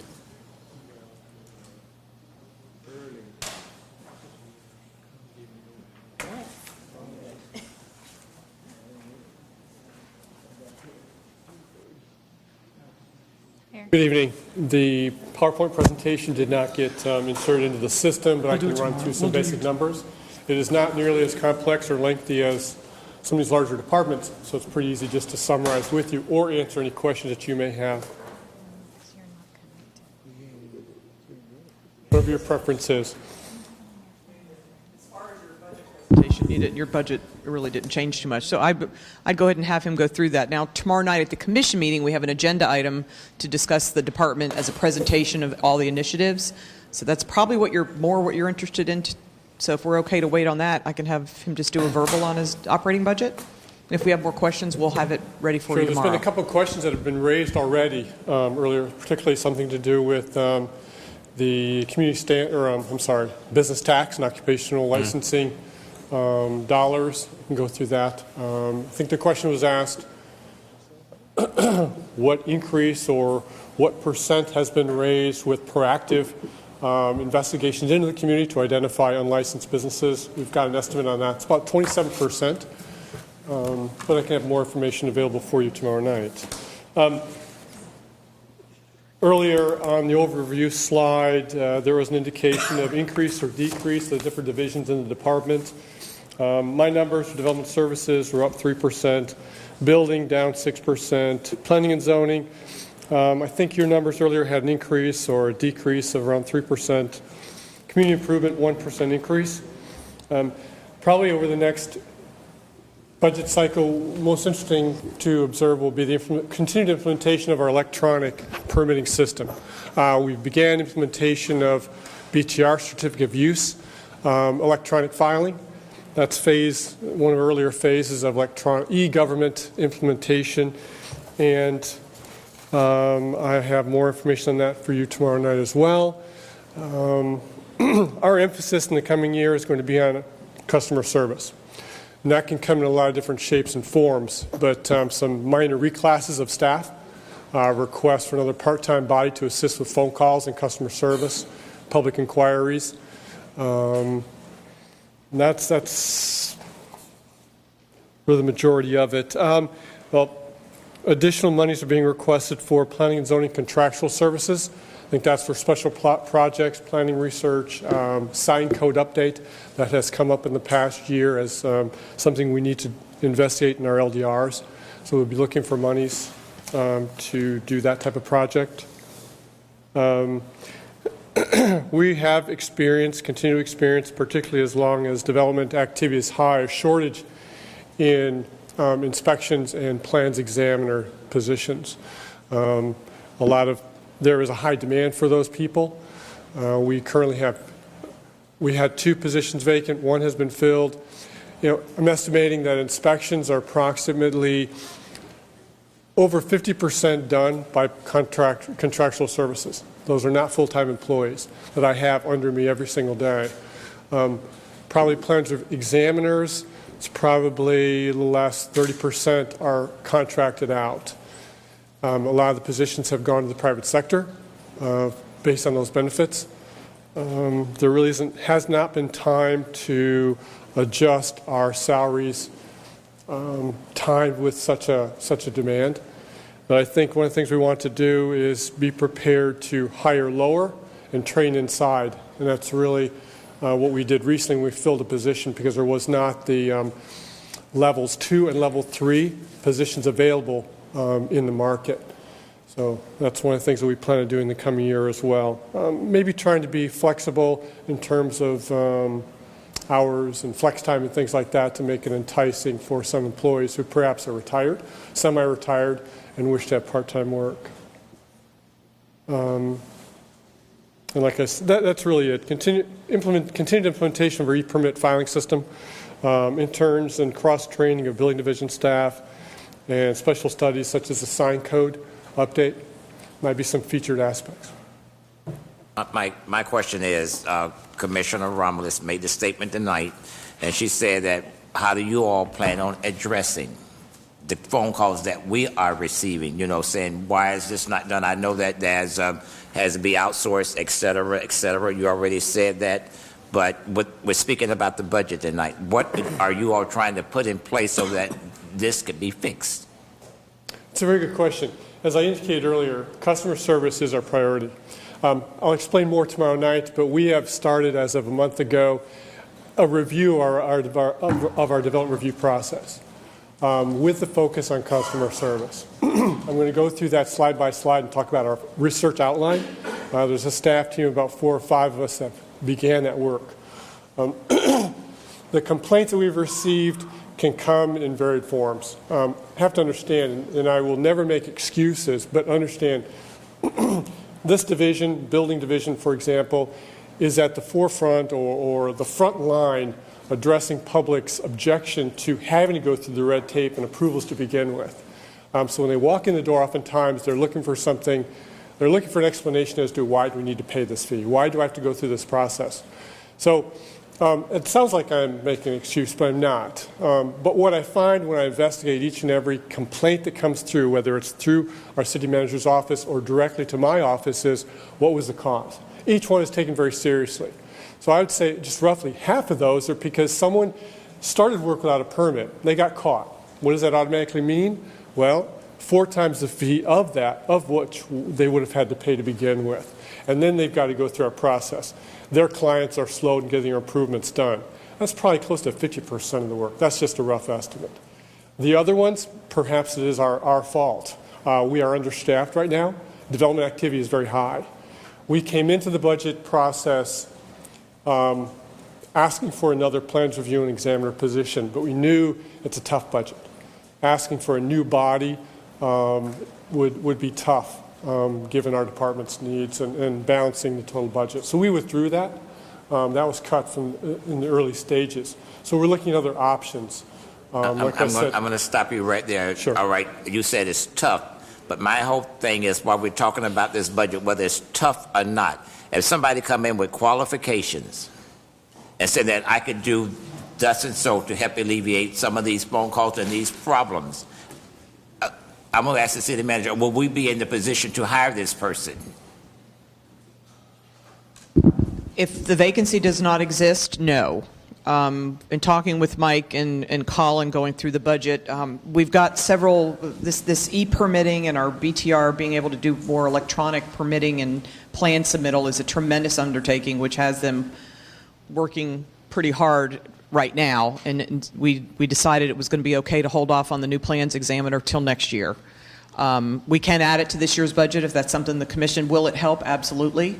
I think that's part of it, is needing the staff, but finding the staff is probably the bigger problem. And that's why Mike referred to, we're actually looking at internships, students coming right out of school. We'll train from being very green in hopes that, again, they'll stay with us. But the labor pool is extremely challenging for us and is causing us some consistency, continuity problems in the department when we're using contractual help. But, you know, in looking at the budget, we deferred it for a year. If it's something the commission feels that we want to add back in, we can certainly do that.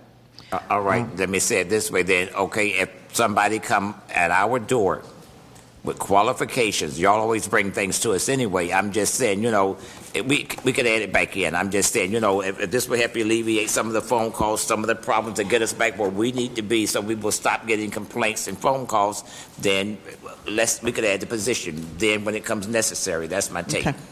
Okay. Don't close the door. I would like to see what the cost would be to add that personnel and you know, what it was that you striked from the budget, whatever. English is my first language. But, Tony? you know, especially since this is an issue that has been being brought forward in our business community for the past few years over and over and over again, you know, I think it's a priority that we need to take seriously. You know, we're going into reserves for, you know, fire, for police. We've gone in the past into reserves for fire. You know, I think this is, you know, we can't just say that safety, you know, public safety is our only priority. Being in business and staying in business is also a priority for us as well. And if we have, you know, small businesses that are trying to come in here and they can't open their doors because it's so problematic, that's not good for us either. We need to fix that problem, and it's not something that I take lightly. So I would like to see the numbers for that position and have a more in-depth conversation, because this is a problem that's been ongoing for a while. Even if we did open up and have new positions, there is a shortage. And that's why we're thinking about creative solutions as well, accepting underqualified, if you will, but those that are younger in the educational process and learning curve will train and raise up. I think where I get confused is you say we're going out to do contractual, you know, to get the contracts, but doesn't that mean that if we're doing contracts and the work pool is out there, labor pool is out there? We lose them as a public entity. We lose them often to the private sector, who pay them, I think, substantially more. And we've had a couple of our reviewers leave to go into the private sector. One left, and actually we rehired back, and then he left again. So it's the market for inspectors and examiners and plan reviewers is drying up in terms of people coming out of school with those qualifications. There aren't that many people filling those jobs, and the demand is tremendous. So it's a competitive thing. To throw a bunch of money at it, I don't think is the answer. For this position, the budgeted number was $97,000. That's salary plus benefits. I would say probably closer to 100 to provide a computer and a workstation or what have you, but it's about 100,000. But it's the availability of the labor that's even more difficult. I get that. How much is it costing us to do all these contractual things and then going back and reviewing and having a different reviewer review the same plan and having that sent back because it wasn't consistent with what the person prior put? I think if we're looking at comparison of how much we're spending and how much it's costing, it might behoove us to just get somebody on board and have that consistency, because that's the real problem. It's not necessarily, everything else that I've heard. It's the fact that, the people who are complaining are saying that they've had the same plan given back to them, they've done what the city has said, and then they got it back, and the issue is now something completely new that wasn't even addressed the plan prior. So we now look incompetent as a city and as a organization if this is the issue that we're having with our people who we're supposed to be providing a service to. Is the new examiner position, that won't negate needing contract services for plan review or for inspection services? Not immediately, no. Not while they're in the training. Yes, correct. Yeah, we're doing contractual. So will it help? Absolutely. If we can do that and add that to this year's budget and you're willing to do that, by all means, let's do that. We still will rely on some contractual services for I get that, inspections. but less so. We wouldn't be as dependent. We'll have better control of the individuals, yes. And then they're just in terms of behavior, dependability, and managing, yes. And this is a question for legal. What could we do to perhaps build into the contract, like if what you're saying about the farm system where we're trying to get them in from college or something like that, what can we do to build into the contract a certain time frame that they have to stay with us in order to kind of prevent the whole them leaving us to go to the private sector thing? Is there anything that we can do to help mitigate that? We could write contract language in that allows the city to recoup some aspect of wages, but it's very unlikely that somebody out there would sign a contract like that. Nobody wants to give back after they've worked. You just can't force people to continue to work. I think my idea is more so like if you're doing an internship or you're like, for example, you go to med school and you get a scholarship or something, you're obligated to 2 years of employment with the donating or granting entity. So perhaps there's some type of wiggle room that we can be creative and innovative. That way we're trying to help with the problem of people leaving us because there's better pay in the private sector. We currently have a process where we recoup educational expenses that are spent by the city towards somebody's degree. There is a recapture of that when somebody does leave for a limited period of time. So we could expand that. Yeah, potentially. We do it with tuition reimbursement. So, for instance, if as they're new coming out of school and we want them to seek higher certifications in areas, that we would pay for that tuition for them to do that, that if they leave within a certain time, we get to recapture that cost. So, but it incentivizes them to improve their education, but at the same time, it does require them to stay or repay. Okay, so I would just like staff to bring back some information on that position and what we can do to help fix this issue and be creative on ways to help not only recruit but also retain the employee that would potentially come into that position. Okay, thank you. Given the demand, are we going to universities to specifically recruit? I'm sorry, I didn't hear you. Given the demand, are we going to universities to recruit and advertise? Well, that's what I think is part of going to be your new plan. I don't think they have yet. We'll look into that. It's probably going to be more trade schools and systems like that rather than universities. Right. The electronic age gets information out very thoroughly and very quickly. So these job positions are very well known when they're open. I don't think it's so much that.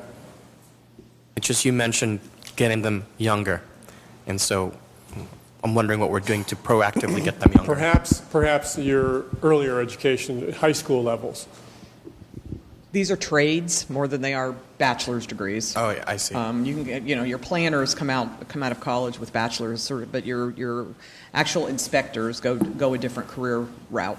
I can't speak to the detail of it, but Correct. it's like the plumbing, and it's a trade that we're finding is A very getting good harder trade. and harder for people to come out and recognize that that's a very good job opportunity. We do go into the HR goes into. We've participated in the Business Development Board job fairs. We go to the high schools when we're given the opportunity.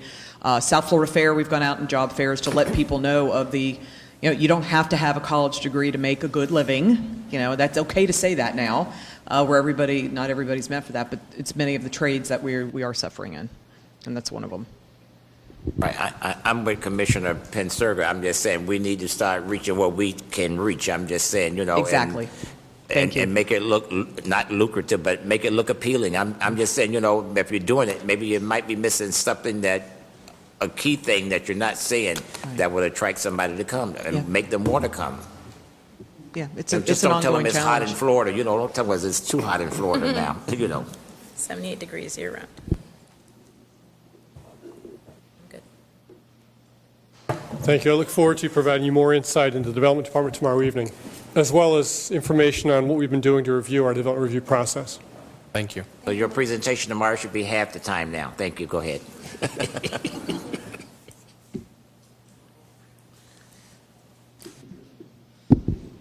Andrew, Public Works. You ready?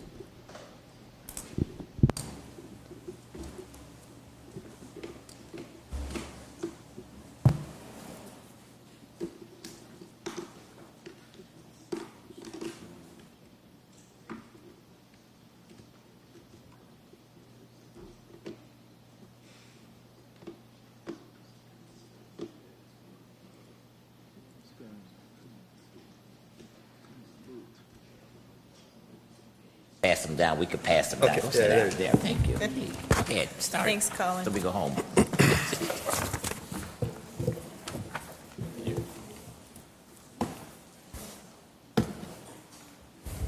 Okay.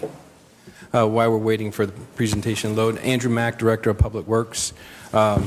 Just wanted to let you know how much I appreciate Tony and Mara. They put a lot of work into this budget, and the budget process is pretty stressful as it is already, and they've been a real pleasure to work with, as long as the city manager and Tim as well, and Colin. Hey, you're through sucking up now. Bring it. Let's go. You're not getting any more money. I got money. Just remember, I like chocolate. No.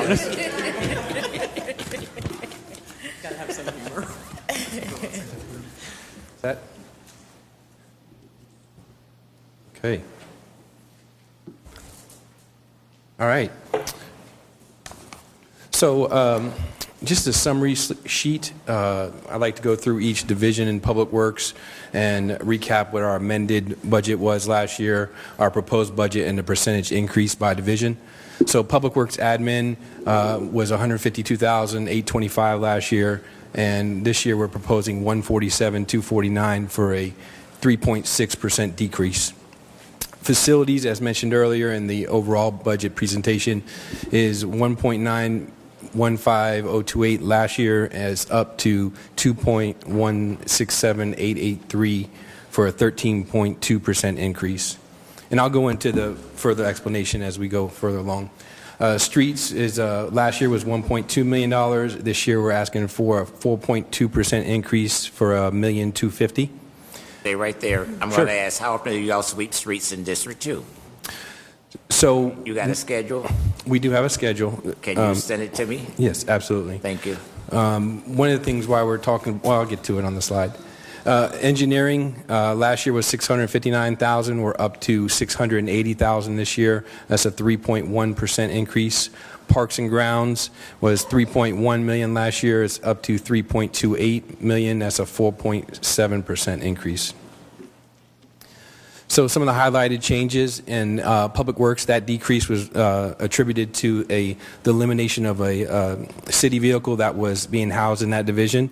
So we no longer have that vehicle. It's now been disposed of, and that asset is no longer in our maintenance plan. So that reduction came through that division. What's a DNR vehicle? DNRs do not replace. So sometimes when we get a vehicle... Yeah, why did that? Same, similar thing. Yes.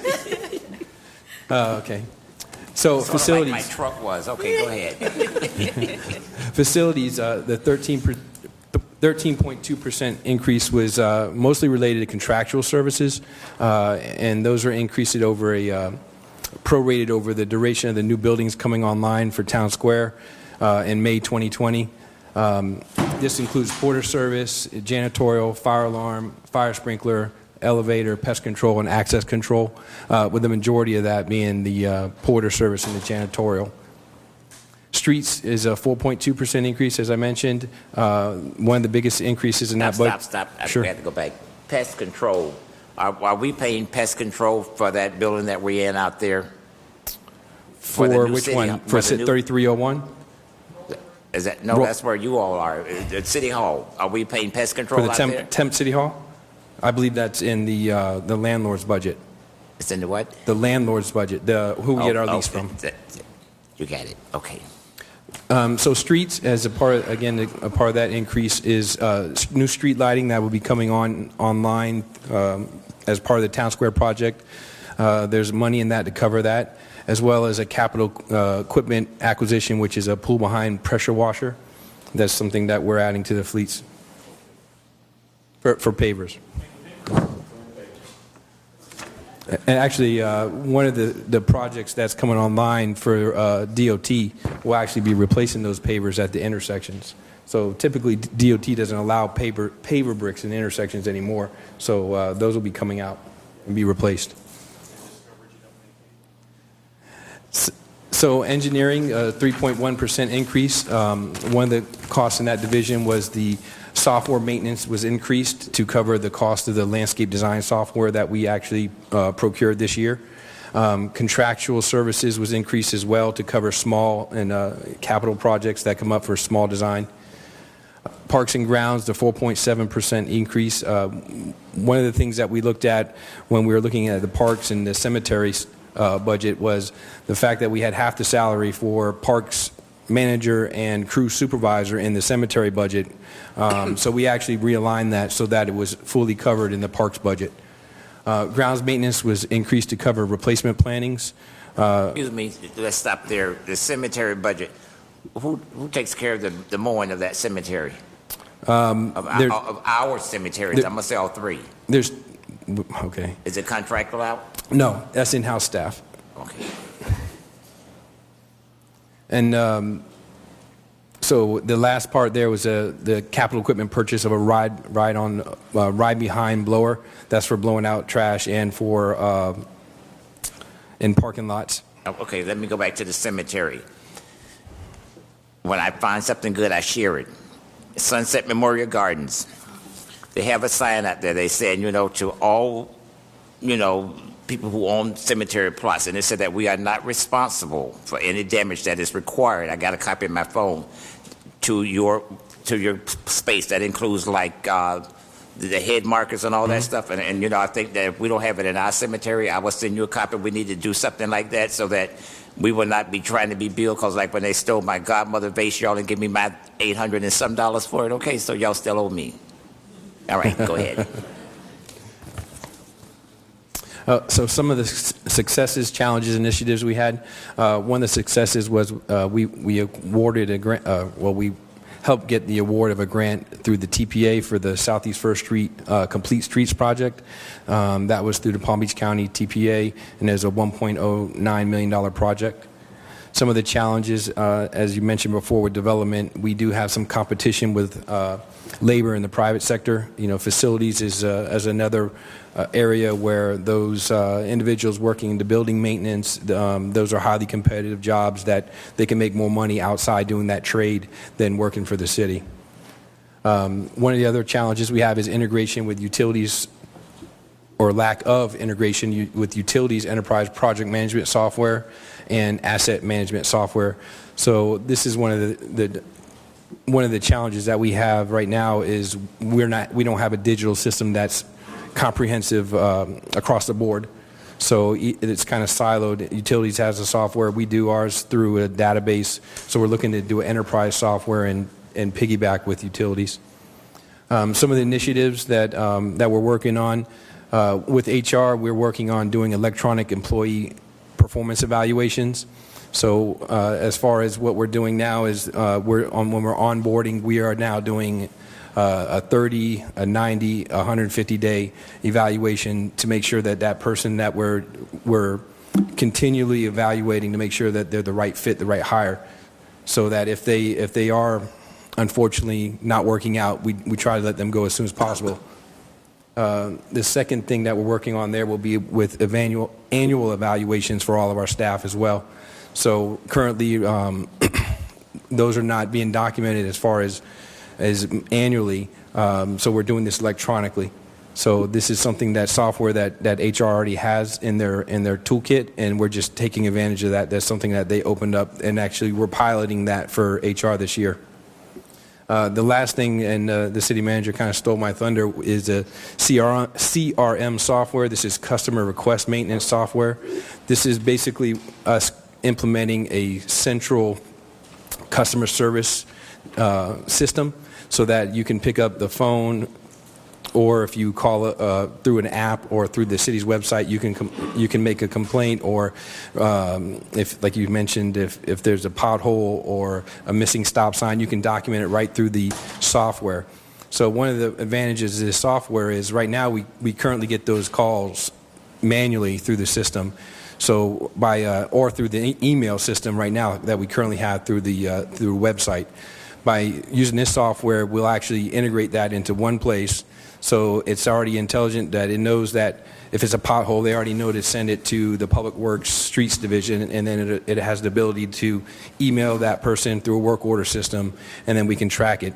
As well as the customer who makes the request can then receive alerts whenever it goes through that process. So as soon as that pothole's filled or it's been assigned to an employee, they'll get automatically notified via text or through a email.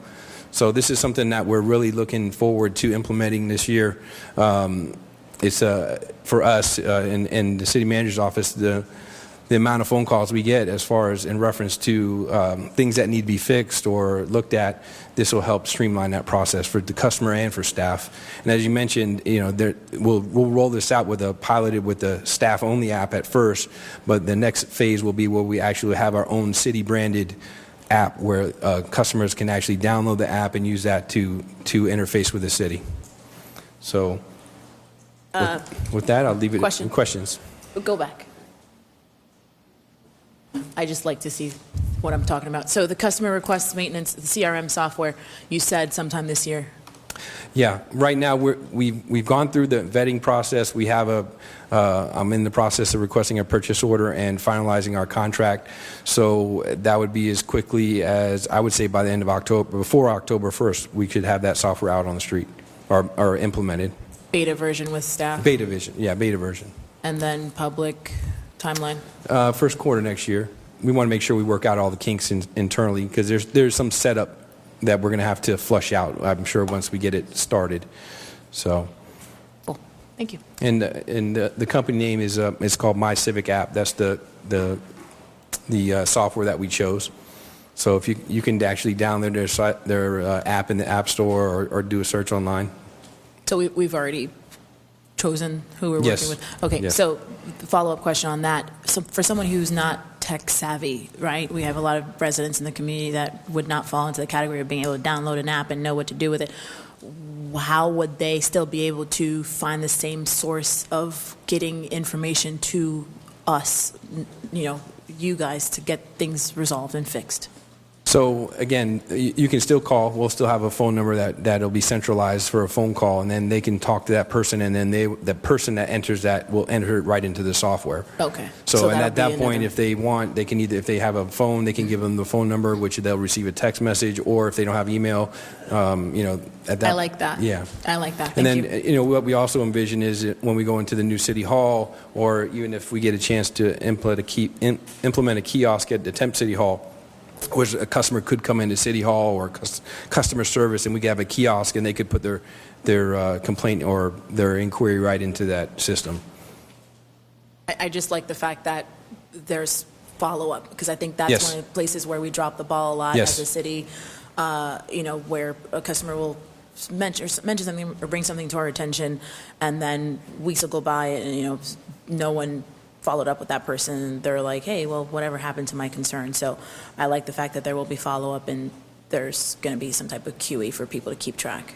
And the other thing that was mentioned is the software comes with a metrics, the dashboard that the city manager, the department heads, they can all see graphically as far as how many work orders were done, where they came from. There's heat maps that we can see. So if you're looking at, you can see that all the complaints that are in this area, maybe like there's 5 or 6 potholes on that street that are congregated. We can then use that data to analyze and say, well, maybe we need to go look at this street to be paved if there's an abundance of potholes on a street. I'm just giving you an example. Are these different softwares within different departments? Like you have something, PD has something. Will that be incorporated into what the $15,000 that we're spending in development, so that we're seeing all of this stuff and tracking it? Is it going to be aggregated all in one place so we can see how things are being The software and development is effective? for the Strategic permitting. plan. Yeah, that's the strategic planning. I meant economic development, my bad. No, I think that's more for the tracking internally. So this will be something that we're going to pilot it first with Public Works through solid waste, and community standards will be a big part of that as well. So, but as we go further along, you'll see all the other departments. We're hoping that there's a section in there, just for instance, on this app, you could actually register your private security camera if you're a business or a home. And they could actually then, when you register it through this app, you could actually give access to the police department, so that if there was a actual crime or something like that, they could then search through that area on a map graphically, and they would have the name and the contact person for that specific camera. Then they would be able to contact that person immediately instead of having to go door to door. So these are just some of the attributes that we get with the software that will be parsing out to the different departments. Okay, so that's what I was just looking for, if there's ways for the more interdepartmental communication rather than just Correct. each department has their own thing going on and we're all siloed off. Correct. I'd like to see more integration. And I think down the road, I think we're looking at a central customer service division. I think already you already have the utilities department who takes care of a lot of phone calls. It'd be natural to add something like, because they already do some of the billing for solid waste. So some of the questions, like if we missed a garbage can or if they needed a replacement garbage can, they could do it all through one central location. So that's where we're leading to. Yes, sir. Andrew, how long have you been in charge of Public Works here in this city? My first day was May of last year. May of last year. May 2018. So you've been there doing it 1 year? A little over a year, yes. Over a year, okay. How long has David been here? David Mona, whatever that name is. Moniston? Yeah. Probably a little over a year as well? Yeah, he was there before I did, so maybe about 18 months. Okay. I like to give accolades where they need to be given. I want to say it to you, and employees know I don't brag on people that often, but since you've been at Public Works, customer service, but Public Works has, and David, I've seen a 360-degree turnaround. It's even a pleasure when I even have to call over there and, excuse my French, bitch, because you all, said, okay, and you take it serious, and it gets done. The success stories that you all have done, that you have did, that Rolling Green site, you need to be commended, because over where you all are now, you was busting at the seams. I want to personally, sir, tell you thank you for thinking outside of the box and using space that we had here in this city that was being rat infested, etc. And you all went over there and cleaned it up. And I'm kind of one of those now that said, I'm kind of glad now that it's in District 2. But before they was complaining about saying, why is this dump over here? But now we have to look and smile and say, thank you. It was an eyesore. But now it's something pretty to look at, sir. And I just wanted to tell you and staff and go back and tell them that Commissioner McCray said, thank you. I'm proud of you all. Thank you, sir. Thank you.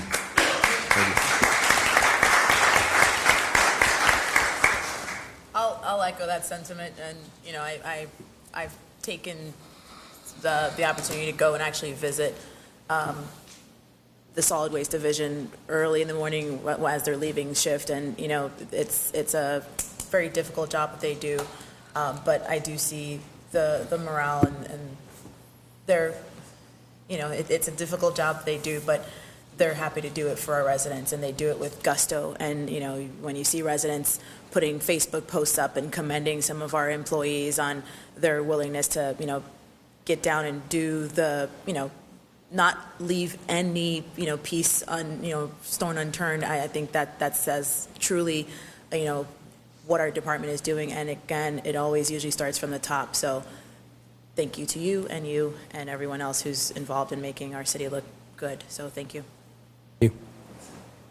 Okay. Don't look good on paper as far, but you know. Wow. If you did notice in that presentation that trash and recycling was number 2 behind fire.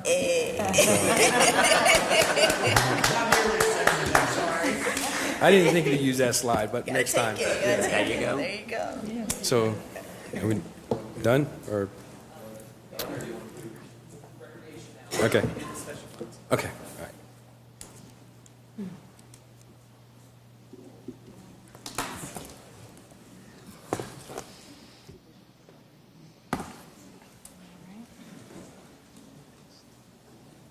Good evening. Wally Majors, Recreation and Parks Director.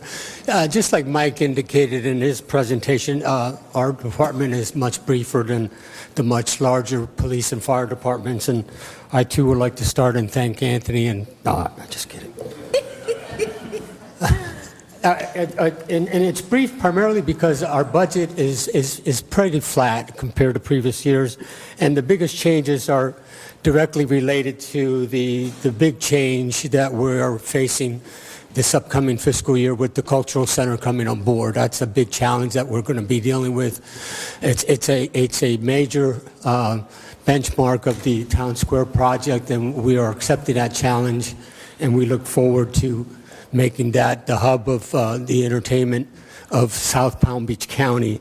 But along with that comes a big responsibility in talking with the city manager. We'd like to see that facility be open and available to the public Monday through Saturday from 8 in the morning till 9 in the evening, and we'd like to keep it as heavily programmed as possible, and really taking a lot of the programs that we used to have at the Civic and Arts Center and elevating the quality of that to a much higher standard. So along with that, we really feel that we need to have the level of staff that can handle that type of challenge. So with that, we're bringing on a cultural center manager. It's a level above our supervisors because, again, a facility of that magnitude really requires the expertise and the talent that we anticipate will be needed to make sure that the programming we have in there is reflective of that standard. And so with that, again, we do feel that at minimum, whenever the building is open, we're going to need at least 2 people in there, if not more.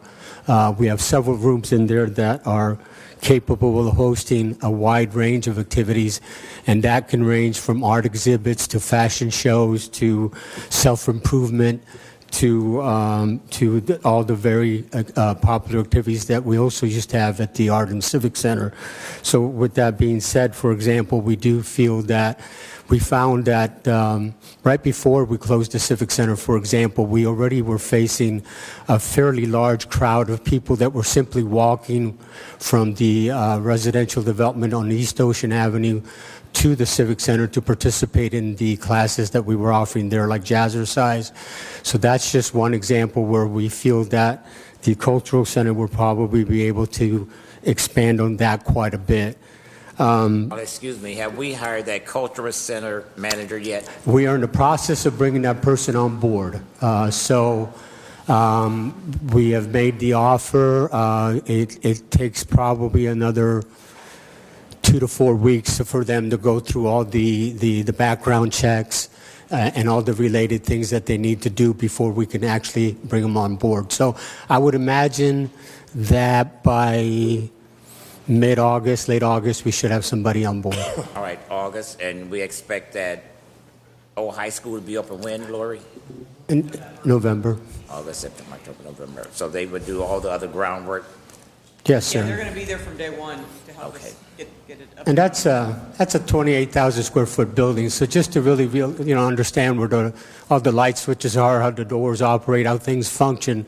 Having been around when we opened the Hester Center, when we opened this building, I've learned to appreciate that it takes time to really learn how to make these buildings function. So, yeah, it'll take that person quite a bit to really get themselves oriented and to be able to then do an analysis of the programs that we had at the Civic and Arts Center, which ones we feel would be appropriate to have in this new building, and then to transition into the new facility, and then to bring in what, again, we feel should be a much higher standard program, fashion shows, theater activities, and the like. So that certainly is going to be a big challenge, but something that we embrace and look forward to.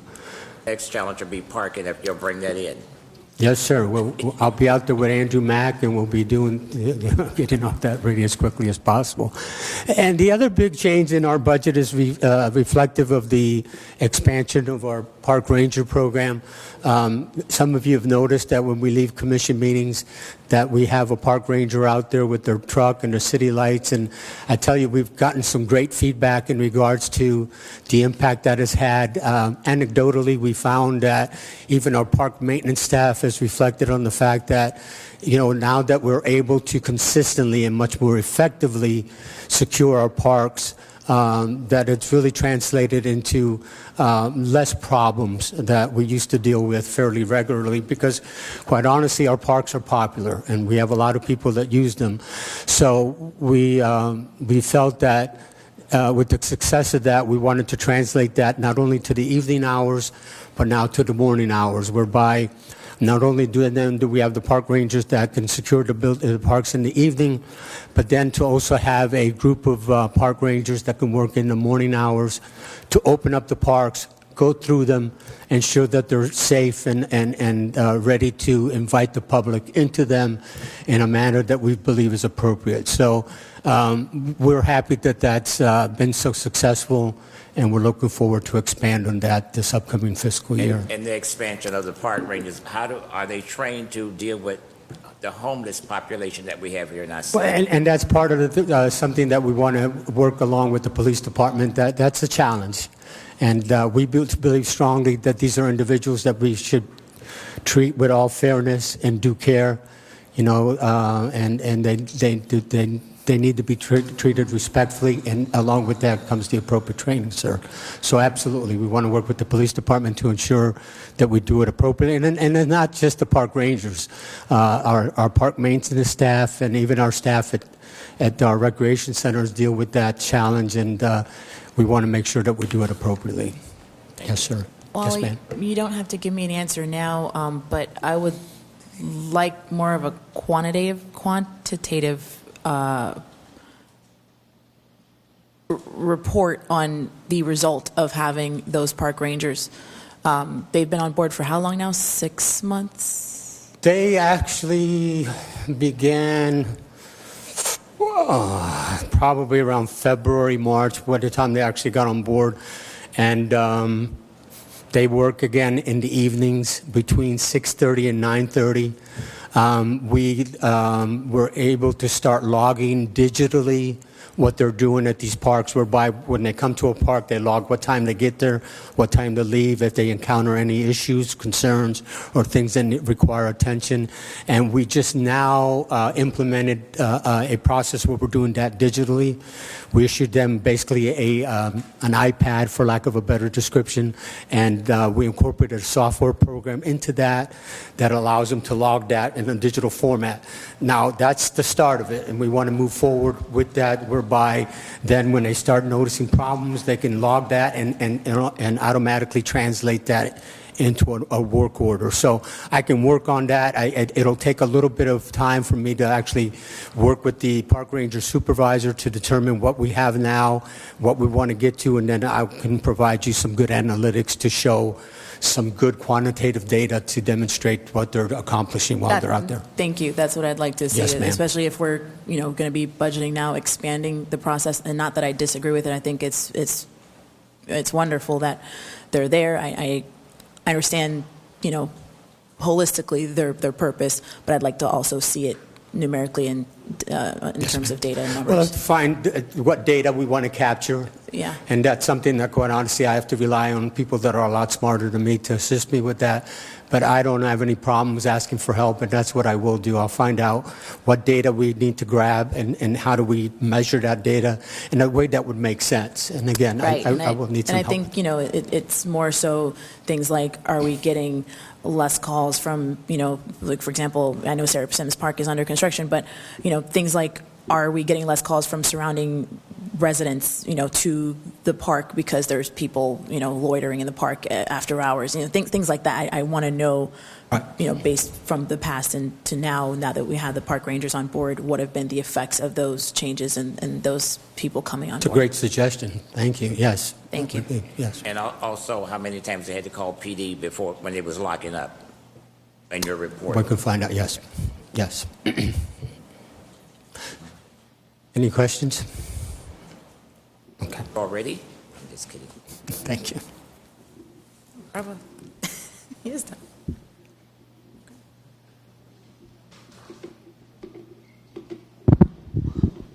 We're going to ask to hold off on capital and utility fund till tomorrow morning, but we can move now to the other funds and get through those quickly and wrap up the night doing those. That sounds okay? And then we'll be ready first thing in the morning to get through capital and utilities, and we'll finish up. Okay. Ron for golf course. What are we estimating time-wise? For the remainder of tonight? Yeah. 9 o'clock? 9 o'clock. Or we can stop and do it for tomorrow. That's up to you. You good with 9? I have to go. You got to go? I was estimating being here till 8, so I'm over my time, but It's up to you. Significant amount of questions, so pushed our timeline. I don't think it's up yet. No, he doesn't. It's a solid waste. Okay.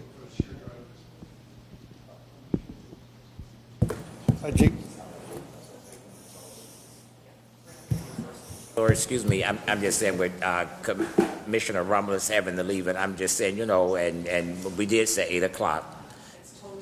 I know that's why I'm trying to totally tell us we're ready to go, okay? And y'all had a long day too, okay? And we got to be here in the morning, I'm just one person, but I feel like it'd be fair to staff as well, to say good night and we'll see y'all tomorrow morning, and then we can pick up and then go ahead and finish. That's the way I feel.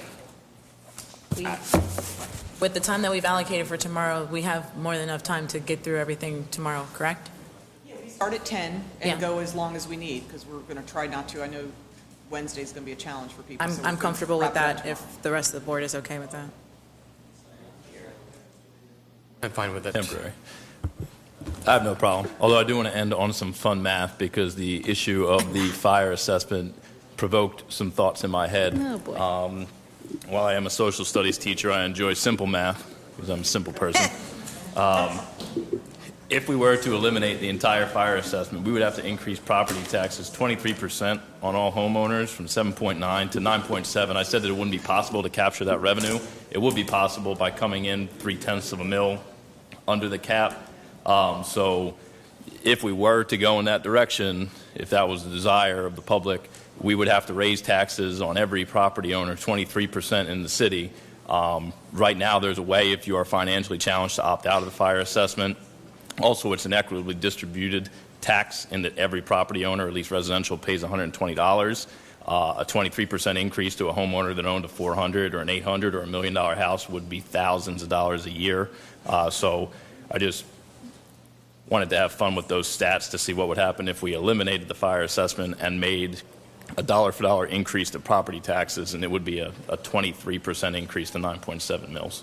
That would also give you a $200,000 cushion, because that 9.7 mils would generate 7.2 million, and we only need 7 million to cover the fire assessment.